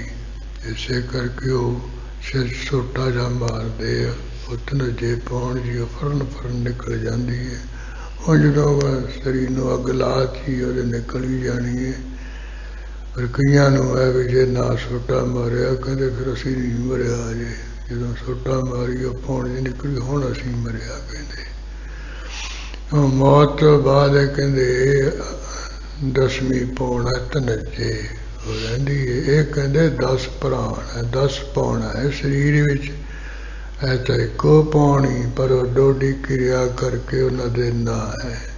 ਜਿਵੇਂ ਇੱਕੋ ਹੀ ਮਨੁੱਖ ਡੋਡੀ ਕਿਰਿਆ ਕਰੇ, ਉਹਨਾਂ ਦੇ ਵੱਖਰੇ ਵੱਖਰੇ ਨਾਂ ਹੈ। ਜਦੋਂ ਰਸੋਈ ਵਿੱਚ ਬੈਠਾ ਦਾਲ ਪ੍ਰਸ਼ਾਦਾ ਪਕਾਉਂਦਾ, ਬਣਾਉਂਦਾ, ਵਰਤਾਉਂਦਾ, ਉਹਦਾ ਸੂਰਜਾ। ਜਦੋਂ ਕੋਈ ਸੰਥਿਆ ਲੈਣ ਲੱਗ ਜਾਏ, ਫਿਰ ਉਹਦਾ ਨਾਮ ਬਰਿਆਰਥੀ। ਜਦੋਂ ਕਿਸੇ ਨੂੰ ਪੜ੍ਹਾਉਣ ਲੱਗ ਜਾਏ, ਫਿਰ ਮਾਸਟਰ ਭਗਤਾ, ਗਿਆਨੀ ਧਿਆਨੀ। ਕੀਰਤਨ ਕਰੇ, ਫਿਰ ਆਗੀ ਸਹਿਬਾਨ। ਇਸ ਤਰ੍ਹਾਂ ਖੇਤੀ ਦਾ ਕੰਮ ਕਰਨ ਵਾਲਾ ਫਿਰ ਜ਼ਿਮੀਦਾਰ ਕਹਿਣ ਲੱਗਦੇ, ਹਲਵਾਕ ਕਹਿ ਲੈਂਦੇ। ਜੇ ਕੋਈ ਬਿਜ਼ਨਸ ਕਰੇ, ਫਿਰ ਵਪਾਰੀ। ਹੁੰਦਾ ਇੱਕੋ ਹੀ ਹੈ। ਡੋਡੀ ਉਹ ਕਿਰਿਆ ਕਰਨ ਤੋਂ ਉਹਦੇ ਉਪਨਾਮ ਪੈ ਜਾਂਦੇ ਆ। ਇਵੇਂ ਇੱਕੋ ਪਾਉਣ ਦੇ ਉਪਨਾਮ ਹੈ। ਡੋਡੀ ਕਿਰਿਆ ਕਰਨ ਤੋਂ ਨਿਜਰ ਚੁਆਏ ਧਾਰ, ਤਾਹੀ ਤੇ ਅਗਾਏ ਰਹਿ। 10ਵੇਂ ਦੁਆਰ ਦੇ ਵਿੱਚ ਇੱਕ ਰਾਸ ਕਹਿੰਦੇ ਉਹ ਜਿਹੜੀ ਧਾਰ ਚੋਂਦੀ ਹੈ, ਜਦੋਂ ਮਿੱਠੀ ਜੀ ਬਲਗਮ ਹੈ, ਉਹਨੂੰ ਜੋਗੀ ਹੈ ਕਹਿੰਦੇ ਅੰਮ੍ਰਿਤ ਧਾਰ ਕਹਿੰਦੇ। ਉਹਦੇ ਨਾਲ ਕਹਿੰਦੇ ਅਗਾਏ ਰਜਿਆ ਰਹਿੰਦਾ ਹੈ। ਉਹ ਪਹਿਲਾਂ ਜਿੰਨਾ ਚਿਰ ਸਹੰਸਰ ਦਾ ਮੁੱਦਾ ਹੁੰਦਾ ਹੈ, ਬੰਦ ਹੁੰਦਾ ਹੈ, ਇਸ ਕਰਕੇ ਉਹ ਹੇਠਾਂ ਨਿੱਕੀ ਜਾਂਦੀ ਬਲਗਮ ਜੀ। ਜਦੋਂ ਸਹੰਸਰ ਦਲ ਖੁੱਲ੍ਹ ਜਾਂਦਾ, 10ਵਾਂ ਦੁਆਰ ਖੁੱਲ੍ਹ ਜਾਂਦਾ, ਫਿਰ ਉਹ ਜਿਹੜੀ ਉਹ ਧਾਰ ਹੈ ਉਹ ਕੰਠ ਵਿੱਚ ਗਲੇ ਵਿੱਚ ਪੈਣ ਲੱਗ ਪੈਂਦੀ ਹੈ। ਉਹ ਮਿੱਠੀ ਜੀ ਹੁੰਦੀ, ਉਹਨੂੰ ਇਹ ਬਸ ਅੰਮ੍ਰਿਤ ਧਾਰ ਕਹਿੰਦੇ। ਜੋਗੀ ਹੈ ਉਹ ਬਲਗਮੀ ਨਾ, ਉਹਨਾਂ ਨੇ ਅੰਮ੍ਰਿਤ ਧਾਰ ਰੱਖਿਆ ਇਹਦਾ। ਇਸ ਤਰ੍ਹਾਂ ਕਹਿੰਦੇ ਉਹਦੇ ਨਾਲ ਤਿਰਪਤ ਹੋਇਆ ਰਹਿੰਦਾ, ਅੰਮ੍ਰਿਤ ਧਾਰ ਚੋਣ ਲੱਗ ਪੈਂਦੀ। ਇੱਕ ਰਾਸ 10ਵੇਂ ਦੁਆਰ ਵਿੱਚ ਕਹੋ ਅਬ ਪੰਚ ਤਤ ਸੁਣੀਏ ਸੁਜਾਨ ਸੋ। ਇਹ ਬਈ ਸਿੱਧੋ ਨਾਥੋ, ਹੁਣ ਜਿਹੜੇ 5 ਤੱਤ ਹੈ ਨਾ, ਜਿਨ੍ਹਾਂ ਕਰਕੇ ਆ ਸਰੀਰ ਹੋਂਦ ਵਿੱਚ ਆਇਆ ਹੈ, ਉਹ ਬਈ ਸੁਗਰ ਸੁਜਾਨ ਸਿੱਧੋ ਤੁਸੀਂ ਸੁਣ ਲਈਏ। 5 ਤੱਤਾਂ ਦੇ ਸੰਬੰਧੀ ਵੀ ਖੰ ਪੌਨ ਬਨ ਬਨ ਛੋਨੀ 5 ਤਤ ਗੁਣ। ਇੱਕ ਤਾਂ ਕਹਿੰਦੇ ਖੰ ਕੀ ਆਕਾਸ਼ ਤੱਤ ਹੈ, ਦੂਜਾ ਕਹਿੰਦੇ ਉਹ ਜਿਹੜਾ ਕਹਿੰਦੇ ਪੌਣ ਹੈ ਹਵਾ ਤੱਤ ਹੈ, ਤੀਸਰਾ ਬਨ ਅਗਨੀ ਤੱਤ ਹੈ, ਚੌਥਾ ਬਨ ਕੀ ਹੈ ਪਾਣੀ ਤੱਤ ਹੈ, 6ਵਾਂ ਧਰਤੀ ਤੱਤ ਹੈ। ਇਹ 5 ਤੱਤ ਹੈ। ਤੁਸੀਂ ਗੁਣ ਕੀਏ ਵਿਚਾਰ ਲਓ। 5 ਹੀ ਇਹਨਾਂ ਦੇ ਗੁਣ ਕੀਏ ਵਿਸ਼ੇ ਹਨ, ਉਹ ਤੁਹਾਨੂੰ ਅੱਗੇ ਦੱਸ ਦਿੰਦੇ ਹਾਂ। ਸ਼ਬਦ ਸਪਰਸ਼ ਰੂਪ ਰਸ ਗੰਧ ਮਾਨਸੋ। ਇਹ ਕਹਿੰਦੇ 5 ਤੱਤਾਂ ਦੇ ਜਿਹੜੇ ਗੁਣ ਕੀਏ ਵਿਸ਼ੇ ਹਨ, ਜਾਂ ਇਹਨਾਂ ਦੇ ਅੱਗੇ ਸੂਖਮ ਤੱਤ ਹੈ। ਉਹ ਇੱਕ ਸ਼ਬਦ ਉਹ ਆਕਾਸ਼ ਵਿੱਚੋਂ ਆਇਆ ਹੈ, ਤੇ ਇਸੇ ਤਰ੍ਹਾਂ ਜਿਹੜਾ ਸਪਰਸ਼ ਹੈ ਉਹ ਪੌਣ ਵਿੱਚੋਂ ਆਇਆ ਹੈ, ਜਿਹੜਾ ਰੂਪ ਹੈ ਅਗਨੀ ਵਿੱਚੋਂ ਹੈ, ਜਿਹੜਾ ਰਸ ਹੈ ਉਹ ਪਾਣੀ ਵਿੱਚ ਤੱਤ ਵਿੱਚੋਂ ਹੈ, ਜਿਹੜਾ ਗੰਧ ਹੈ ਉਹ ਧਰਤੀ ਵਿੱਚੋਂ ਹੈ। ਉਹ ਕਹਿੰਦੇ ਸ਼ਬਦ ਸਪਰਸ਼ ਰੂਪ ਰਸ ਗੰਧ, ਇਹ 5 ਦੇ ਸੂਖਮ ਵਿਸ਼ੇ ਹਨ। ਨਾਭ ਕਾਨ ਪੌਨ ਤੁਚਾ ਪਾਵਕ ਕੀ ਨੈਣ ਜੀਹੀ। ਜਿਹੜਾ ਆਕਾਸ਼ ਹੈ ਉਹਦੇ ਵਿੱਚੋਂ ਕੰਨ ਹੈ। ਯਾਨੀ ਉਹ ਜਦੋਂ ਆਕਾਸ਼ ਵਿੱਚ ਕੋਈ ਵੀ ਵਸਤੂ ਜਾਏਗੀ ਉਹ ਆਵਾਜ਼ਾਂ ਕਰਦੀ ਹੈ। ਇਸਕੇ ਕੰਨ ਕੋਈ ਆਵਾਜ਼ਾਂ ਹੋਵੇ ਝੱਟ ਉਹ ਸੁਣਦੇ ਦੱਸਦੇ ਨੇ। ਜਿਹੜਾ ਆਕਾਸ਼ ਹੈ ਉਸ ਤੱਤ ਵਿੱਚੋਂ ਕੰਨ ਹੈ। ਜਿਹੜੀ ਤਵਚਾ ਹੈ ਉਹ ਕਹਿੰਦੇ ਪੌਣ ਤੱਤ ਦਾ ਹੈ ਹਿੱਸਾ। ਭਾਵ ਕੀ ਨੈਣ ਜਿਹੜਾ ਨੇਤਰ ਹੈ ਕਹਿੰਦੇ ਅਗਨੀ ਤੱਤ ਦੀ ਹੈ। ਅੱਖਾਂ ਤੱਤ ਅਗਨੀ ਤੱਤ ਵਿੱਚੋਂ ਆਈਆਂ, ਇਹ ਰੂਪ ਨੂੰ ਗ੍ਰਹਿਣ ਕਰਦੀਆਂ। ਜਿਹੜਾ ਕੰਨ ਹੈ ਉਹ ਸ਼ਬਦ ਨੂੰ ਗ੍ਰਹਿਣ ਕਰਦਾ ਹੈ। ਜਿਹੜੀ ਪੌਣ ਹੈ ਉਹ ਚਮੜੀ ਹੈ, ਸਪਰਸ਼ ਕਰਦੀ ਹੈ। ਤਵਚਾ ਚਮੜੀ ਨਾਲ ਕੋਈ ਚੀਜ਼ ਸ਼ੋ ਪਤਾ ਲੱਗਦੀ, ਠੰਡੀ ਤੱਤੀ ਹੈ, ਕੂੜੀ ਹੈ।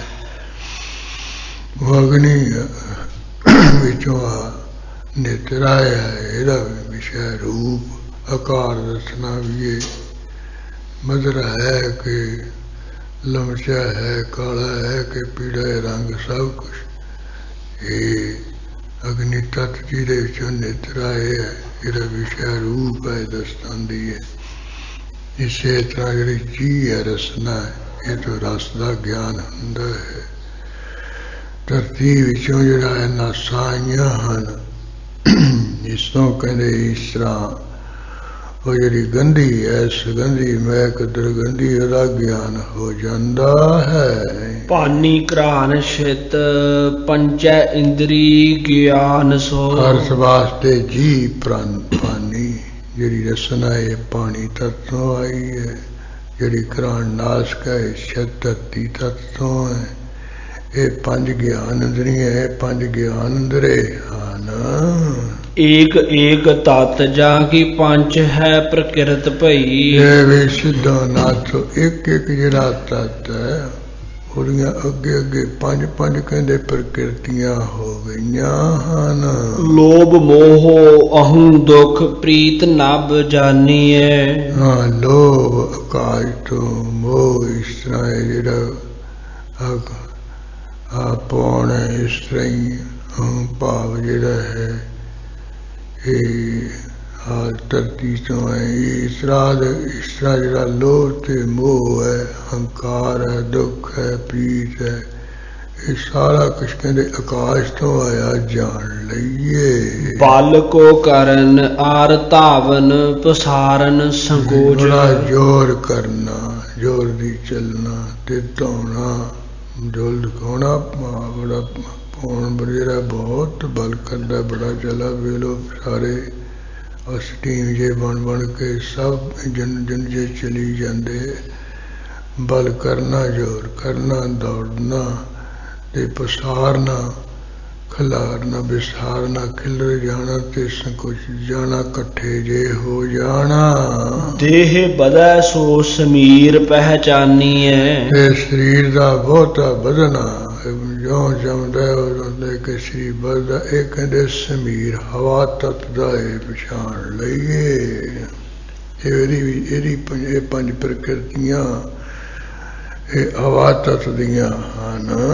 ਨੀਂਦ ਔ ਜਕਰਾਂਤ ਆਲਕ ਭੂਖ ਔ ਪਿਆਸ ਹੋਏ। ਜਿਹੜੀ ਨੀਂਦ ਆਉਂਦੀ ਹੈ, ਜਕਰਾਂਤ ਆਵਾਸੀਆਂ ਆਉਂਦੀਆਂ, ਆਲਸ ਦਿਲ ਦਰਜਾ ਆਉਂਦਾ ਹੈ, ਭੁੱਖ ਲੱਗਦੀ ਹੈ, ਤੇ ਲੱਗਦੀ ਹੈ ਜਿਹੜੀ ਅਗਨ ਕੇ ਤਤ ਕੀ ਪ੍ਰਕਿਰਤ ਇਹ ਮਾਨੀਐ। ਜਿਹੜਾ ਅਗਨੀ ਤੱਤ ਹੈ ਉਹਦੀਆਂ ਪੰਜ ਪ੍ਰਕਿਰਤੀਆਂ ਕਹਿੰਦੇ ਮੰਨ ਲਈਏ। ਸਿੱਧੋ ਨਾਥੋ ਰਕਤ ਪਸੀਨਾ ਪਿਤ ਕਫ ਬਿੰਦ ਨੀਰ ਹੂੰ ਕੀ। ਜਿਹੜਾ ਖੂਨ ਹੈ, ਪਸੀਨਾ ਮੁੜਕਾ ਆਉਣਾ ਹੈ, ਗਰਮੀ ਆਉਣੀ ਹੈ, ਬਲਗਮ ਹੈ, ਬਿੰਦ ਹੈ, ਜਿਹੜਾ ਕੋਈ ਬੀਰਜ ਹੈ, ਇਹ ਪੰਜੇ ਕਹਿੰਦੇ ਇਸ ਤਰ੍ਹਾਂ ਇਹ ਪਾਣੀ ਦੀਆਂ ਪ੍ਰਕਿਰਤੀਆਂ ਹਨ। ਝਾਮ ਹਾਡ ਮਾਸ ਨਾੜੀ ਰੋਮ ਛਿਤ ਭਾਨੀਐ। ਜਿਹੜਾ ਇਹ ਸਰੀਰ ਦਾ ਚਮੜਾ ਜਾਏ, ਸਰੀਰ ਵਿੱਚ ਹੱਡ ਹੈ, ਮਾਸ ਹੈ, ਨਿੱਕੀਆਂ ਨਿੱਕੀਆਂ ਨਾੜੀਆਂ ਹਨ, ਸਰੀਰ ਤੇ ਮਾਸ ਦੇ ਉੱਪਰ ਲੋਮ ਹਨ ਕਿ ਨਹੀਂ। ਇਹ ਕਹਿੰਦੇ ਧਰਤੀ ਦੀਆਂ ਪੰਜ ਪ੍ਰਕਿਰਤੀਆਂ ਹਨ। ਭਾਨੀਏ ਭਨੀਦੀਆਂ ਹਨ ਪ੍ਰਤੀਤ ਹੁੰਦੀਆਂ ਹਨ। ਦੋਹਰਾ ਪੰਚ ਤਤ ਕੇ ਕੋਟ ਮੈਂ, ਇਸ ਤਰ੍ਹਾਂ ਵੀ ਸਿੱਧੋ ਨਾਥੋ ਜਿਹੜਾ ਪੰਜਾਂ ਤੱਤਾਂ ਦਾ ਕੋਟ ਕਿਲਾ ਇਹਦੇ ਵਿੱਚ 25 ਹੈ ਪ੍ਰਕਿਰਤ। ਅੱਡੋ ਅੱਡੀ ਕਹਿੰਦੇ ਪੰਜ ਪੰਜ ਪ੍ਰਕਿਰਤੀਆਂ ਹੋਣ ਕੇ 25 ਪ੍ਰਕਿਰਤੀਆਂ ਵਾਲਾ ਇਹ ਪੰਜ ਕਿਲਾ ਬਣਿਆ ਸਰੀਰ। ਜਿਉ ਬਸੇਰਾ ਤਹ, ਜਿਉ ਬਸੇਰਾ ਤੈ ਕਹਿਓ। ਕਹਿਓ ਇੱਥੇ ਪਾਠ ਕਰਨਾ। ਕਹਿੰਦੇ ਜਿਹੜਾ ਜੀਵ ਆਤਮਾ ਹੈ ਉਸਨੇ ਇਸ ਪੰਜਾਂ ਤੱਤਾਂ ਦੇ ਕਿਲੇ ਵਿੱਚ ਪੰਜ ਕਿਰਤੀਆਂ 25 ਪ੍ਰਕਿਰਤੀਆਂ ਵਾਲੇ ਸਰੀਰ ਦੇ ਵਿੱਚ ਜੀਵ ਆਤਮਾ ਨੇ ਨਿਵਾਸ ਕੀਤਾ ਹੋਇਆ ਹੈ। ਇਹਦੇ ਵਿੱਚ ਜੀਵ ਆਤਮਾ ਰਹਿ ਰਿਹਾ ਹੈ। ਸੁਨ ਗੋਰਖ ਕੀ ਮਿਤ, ਸੁਨ ਗੋਰਖ ਜੀ ਮਿਤ। ਇਹ ਸਾਡੇ ਪਰਮੇਸ਼ਰ ਦੀ ਅੰਸ਼ ਹੋਣ ਕਰਕੇ ਗੋਰਖ ਮਿੱਤਰ ਇਹ ਸੁਣ ਲਾ, ਸਾਰਾ ਕੁਝ ਤੈਨੂੰ ਦੱਸ ਦਿੱਤਾ ਸੀ। ਚੌਪਈ ਇਮ ਸੁਨ ਸਿਧ ਭਏ ਸੋ ਪ੍ਰਸੰਨਿਆ। ਮਾਰਾ ਤੋਂ ਯਥਾਰਥ ਉੱਤਰ ਸੁਣ ਕੇ ਸਾਰੇ ਪ੍ਰਸੰਨ ਜਿੰਨੇ ਸਿੱਧ ਬਹੁਤ ਹੀ ਪ੍ਰਸੰਨ ਹੋ ਗਏ, ਪੂਰੇ ਖੁਸ਼ ਹੋ ਗਏ ਹਨ। ਸ੍ਰੀ ਨਾਨਕ ਤੁਮ ਰੂਪ ਸੁਧਾਨਿਆ। ਲੱਗੇ ਤੁਸੀਂ ਤਾਂ ਗੁਰੂ ਨਾਨਕ ਸਾਹਿਬ ਦਾ ਹੀ ਸਰੂਪ ਹੋ ਮਹਾਰਾਜ। ਤੁਸੀਂ ਤੰਤਾ ਜੋਗ ਹੋ ਗੁਰੂ ਅੰਗਦ ਸਾਹਿਬ ਮਹਾਰਾਜ। ਉਚਿਤ ਜਾਨ ਤੁਮ ਕੋ ਦਈ ਗਾਦੀ। ਗੁਰੂ ਨਾਨਕ ਸਾਹਿਬ ਨੇ ਜੋਗ ਜਾਣ ਕੇ ਤੁਹਾਨੂੰ ਆਪਣੇ ਥਾਂ ਗੁਰਤਾ ਗੱਦੀ ਦਿੱਤੀ ਹੈ। ਸਿੱਖ ਉਧਾਰਹੁ ਕਰ ਅਹਿਲਾਦੀ। ਇਸੇ ਕਰਕੇ ਸਿੱਖਾਂ ਦਾ ਤੁਸੀਂ ਉਧਾਰ ਕਰ ਰਹੇ ਹੋ ਤੇ ਖੁਸ਼ੀਆਂ ਆਨੰਦ ਬਖਸ਼ ਰਹੇ ਹੋ। ਕਰ ਆਦੇਸ਼ ਆਦੇਸ਼ ਚੱਲੇ ਹੈ। ਜਿੰਨੇ ਸਿੱਧ ਨਾਲ ਖਡੂਰ ਸਾਹਿਬ ਗੁਰੂ ਅੰਗਦ ਸਾਹਿਬ ਮਹਾਰਾਜ ਦੀ ਪ੍ਰੀਖਿਆ ਕਰਨ ਲਈ ਆਏ ਸੀ, ਜਿਹੜਾ ਯਥਾਰਥ ਪੂਰਾ ਉੱਤਰ ਮਿਲ ਗਿਆ। ਫਿਰ ਮਹਾਰਾਜ ਆਪ ਜੀ ਨੂੰ ਨਮਸਕਾਰ ਹੋਵੇ, ਆਪ ਜੀ ਨੂੰ ਆਦੇਸ਼ ਹੋਵੇ, ਉਹ ਕਹਿੰਦੇ ਚਲੇ ਗਏ ਹਨ। ਉੱਤਰ ਲੈ ਕਰ ਕਹਿਤ ਭਲੇ ਹੈ। ਥੱਲੀ ਬਖਸ਼ ਉੱਤਰ ਲੈ ਕੇ ਆਪੋ ਵਿੱਚ ਹੀ ਕਹਿੰਦੇ ਵੀ ਗੁਰੂ ਅੰਗਦ ਸਾਹਿਬ ਬਹੁਤ ਚੰਗੇ ਹੈ, ਗੁਰੂ ਅੰਗਦ ਸਾਹਿਬ ਜੀ ਬੜੇ ਮਹਾਨ ਹੈ। ਸ੍ਰੀ ਨਾਨਕ ਕਲਯੁਗ ਮਹਿ ਭਾਰੇ। ਇਹ ਗੁਰੂ ਨਾਨਕ ਸਾਹਿਬ ਦੇਵ ਜੀ ਕਲਯੁਗ ਦੇ ਵਿੱਚ ਭਾਰੀ ਅਵਤਾਰ ਹੋਏ। ਧਰ ਅਵਤਾਰ ਅਧਿਕ ਨਰ ਤਾਰੇ। ਇਹਨਾਂ ਨੇ ਅਵਤਾਰ ਧਾਰ ਕੇ ਇੱਕ ਨੀ ਲੋ ਨੀ 82 ਲੋਕਾਂ ਨੂੰ ਤਾਰਿਆ ਹੈ। ਕਿਸੇ ਵਿਦਵਾਨ ਨੇ ਕਿਹਾ ਤਾਰੇ ਗਨੇ ਜਾਤ ਹੈ ਨਾ, ਤਾਰੇ ਗਨੇ ਜਾਤ ਹੈ। ਕਹਿੰਦੇ ਆਕਾਸ਼ ਦੇ ਜਿਹੜੇ ਤਾਰੇ ਉਹ ਗਨੇ ਜਾ ਸਕਦੇ ਹੈ, ਪਰ ਗੁਰੂ ਨਾਨਕ ਸਾਹਿਬ ਜੀ ਨੇ ਜਿੰਨੇ ਸੰਸਾਰ ਤੋਂ ਜੀਵ ਤਾਰੇ ਹੈ, ਕਹਿੰਦੇ ਉਹ ਨਹੀਂ ਕੋਈ ਗਿਣ ਕੇ ਦੱਸ ਸਕਦਾ। ਉਹ ਬੇਨਤੀ ਹੈ। ਮਾਰਗ ਸਕਲ ਸਰਾਹਤ ਗਏ। ਜਿੰਨਾ ਚਿਰ ਰਸਤਾ ਵਿੱਚ ਚੱਲਦੇ ਗਏ, ਸਾਰੇ ਰਸਤੇ ਵਿੱਚ ਗੁਰੂ ਅੰਗਦ ਸਾਹਿਬ ਦੀ ਸਿਫਤ ਸਲਾਹ ਹੀ ਕਰਦੇ ਗਏ। ਗਿਰ ਸੁਮੇਰ ਪਾਰ ਪਹੁੰਚਤ ਭਏ। ਉਹ ਸੁਮੇਰ ਪਰਬਤ ਹੈ, ਕੈਲਾਸ਼ ਪਰਬਤ ਹੈ, ਉੱਥੇ ਜਾ ਪਹੁੰਚੇ ਹਨ ਸਿੱਧਨਾਥ। ਇਸ ਪ੍ਰਕਾਰ ਕੁਛ ਦਿਵਸ ਬਿਤਾਏ। ਇਸ ਤਰ੍ਹਾਂ ਗੁਰੂ ਅੰਗਦ ਸਾਹਿਬ ਮਹਾਰਾਜ ਨੇ ਖਡੂਰ ਸਾਹਿਬ ਚ ਰਹਿੰਦਿਆਂ ਕੁਝ ਕੁ ਦਿਨ ਬਤੀਤ ਕੀਤੇ ਹਨ। ਦਿਨ ਪ੍ਰਾਤ ਬਿਦਤਾ ਹੈ ਜਗ ਅਦਕਾਏ। ਦਿਨੋਂ ਦਿਨੀ ਰੋਜ਼ ਦੀ ਰੋਜ਼ ਮਹਾਰਾਜ ਬਹੁਤੇ ਤੋਂ ਬਹੁਤਾ ਪ੍ਰਗਟ ਪ੍ਰਸਿੱਧ ਹੋ ਰਹੇ ਵੀ ਦਰਸ਼ਨ ਕੀਤਿਆਂ ਦੁੱਖ ਰੋਗ ਦੂਰ ਹੁੰਦੇ। ਸੰਗਤ ਨਿਤ ਆਏ ਗੁਰ ਪਾਸਾ। ਹਮੇਸ਼ਾ ਗੁਰੂ ਨਾਨਕ ਦੀਆਂ ਸਿੱਖ ਸੰਗਤਾਂ ਗੁਰੂ ਅੰਗਦ ਸਾਹਿਬ ਮਹਾਰਾਜ ਦੇ ਪਾਸ ਚੱਲ ਚਲੇ ਆਉਂਦੀਆਂ।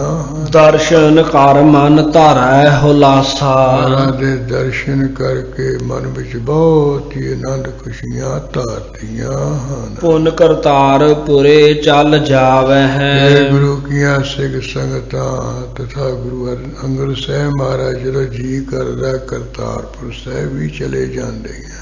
ਦਰਸਹਿ ਗੁਰ ਸੁਤ ਪ੍ਰੇਮ ਵਡਾਵੈ ਹੈ। ਗੁਰੂ ਕੇ ਸੁਪੁੱਤਰਾਂ ਦੀਆਂ ਦਰਸ਼ਨ ਕਰਦੇ ਹੈ, ਪ੍ਰੇਮ ਵਧਾਉਂਦੀਆਂ ਸੰਗਤਾਂ। ਇੱਕ ਦਿਨ ਬਾਲੇ ਬੇਨਤੀ ਟੇਰੀ। ਇੱਕ ਦਿਨ ਦੀ ਗੱਲ ਹੈ, ਭਾਈ ਬਾਲਾ ਜੀ ਨੇ ਗੁਰੂ ਅੰਗਦ ਸਾਹਿਬ ਜੀ ਅੱਗੇ ਬੇਨਤੀ ਕੀਤੀ ਹੈ। ਹੇ ਗੁਰ ਬੈ ਆਪ ਭਈ ਬਡੇਰੀ। ਹੇ ਗੁਰੂ ਅੰਗਦ ਸਾਹਿਬ ਮਹਾਰਾਜ ਮੇਰੀ ਉਮਰ ਹੁਣ ਬਹੁਤ ਵੱਡੀ ਹੋ गई है। एहो अब छुटे बचन निज करिए। मारा अपने मुखों बचन कर दिए, महाराज जी हुण छुट जावे, जेदा छुटकारा हो जावे। जग सागर ते मोहे उधरिए। मारा गुरु नानक दी गद्दी दे मालक हूँ, संसार दे समुद्र तो मैनू बचा लईए, धार दईए, पार कर दईए जी। श्री अंगद कह हे गुर प्यारे। उस ਵੇਲੇ ਗੁਰੂ ਅੰਗਦ ਸਾਹਿਬ ਮਾਲਾ ਬੋਲੇ, हे गुरु नानक साहब दे प्यारे भाई बाला जी, सुनी कथा तुम ते सुख सारे।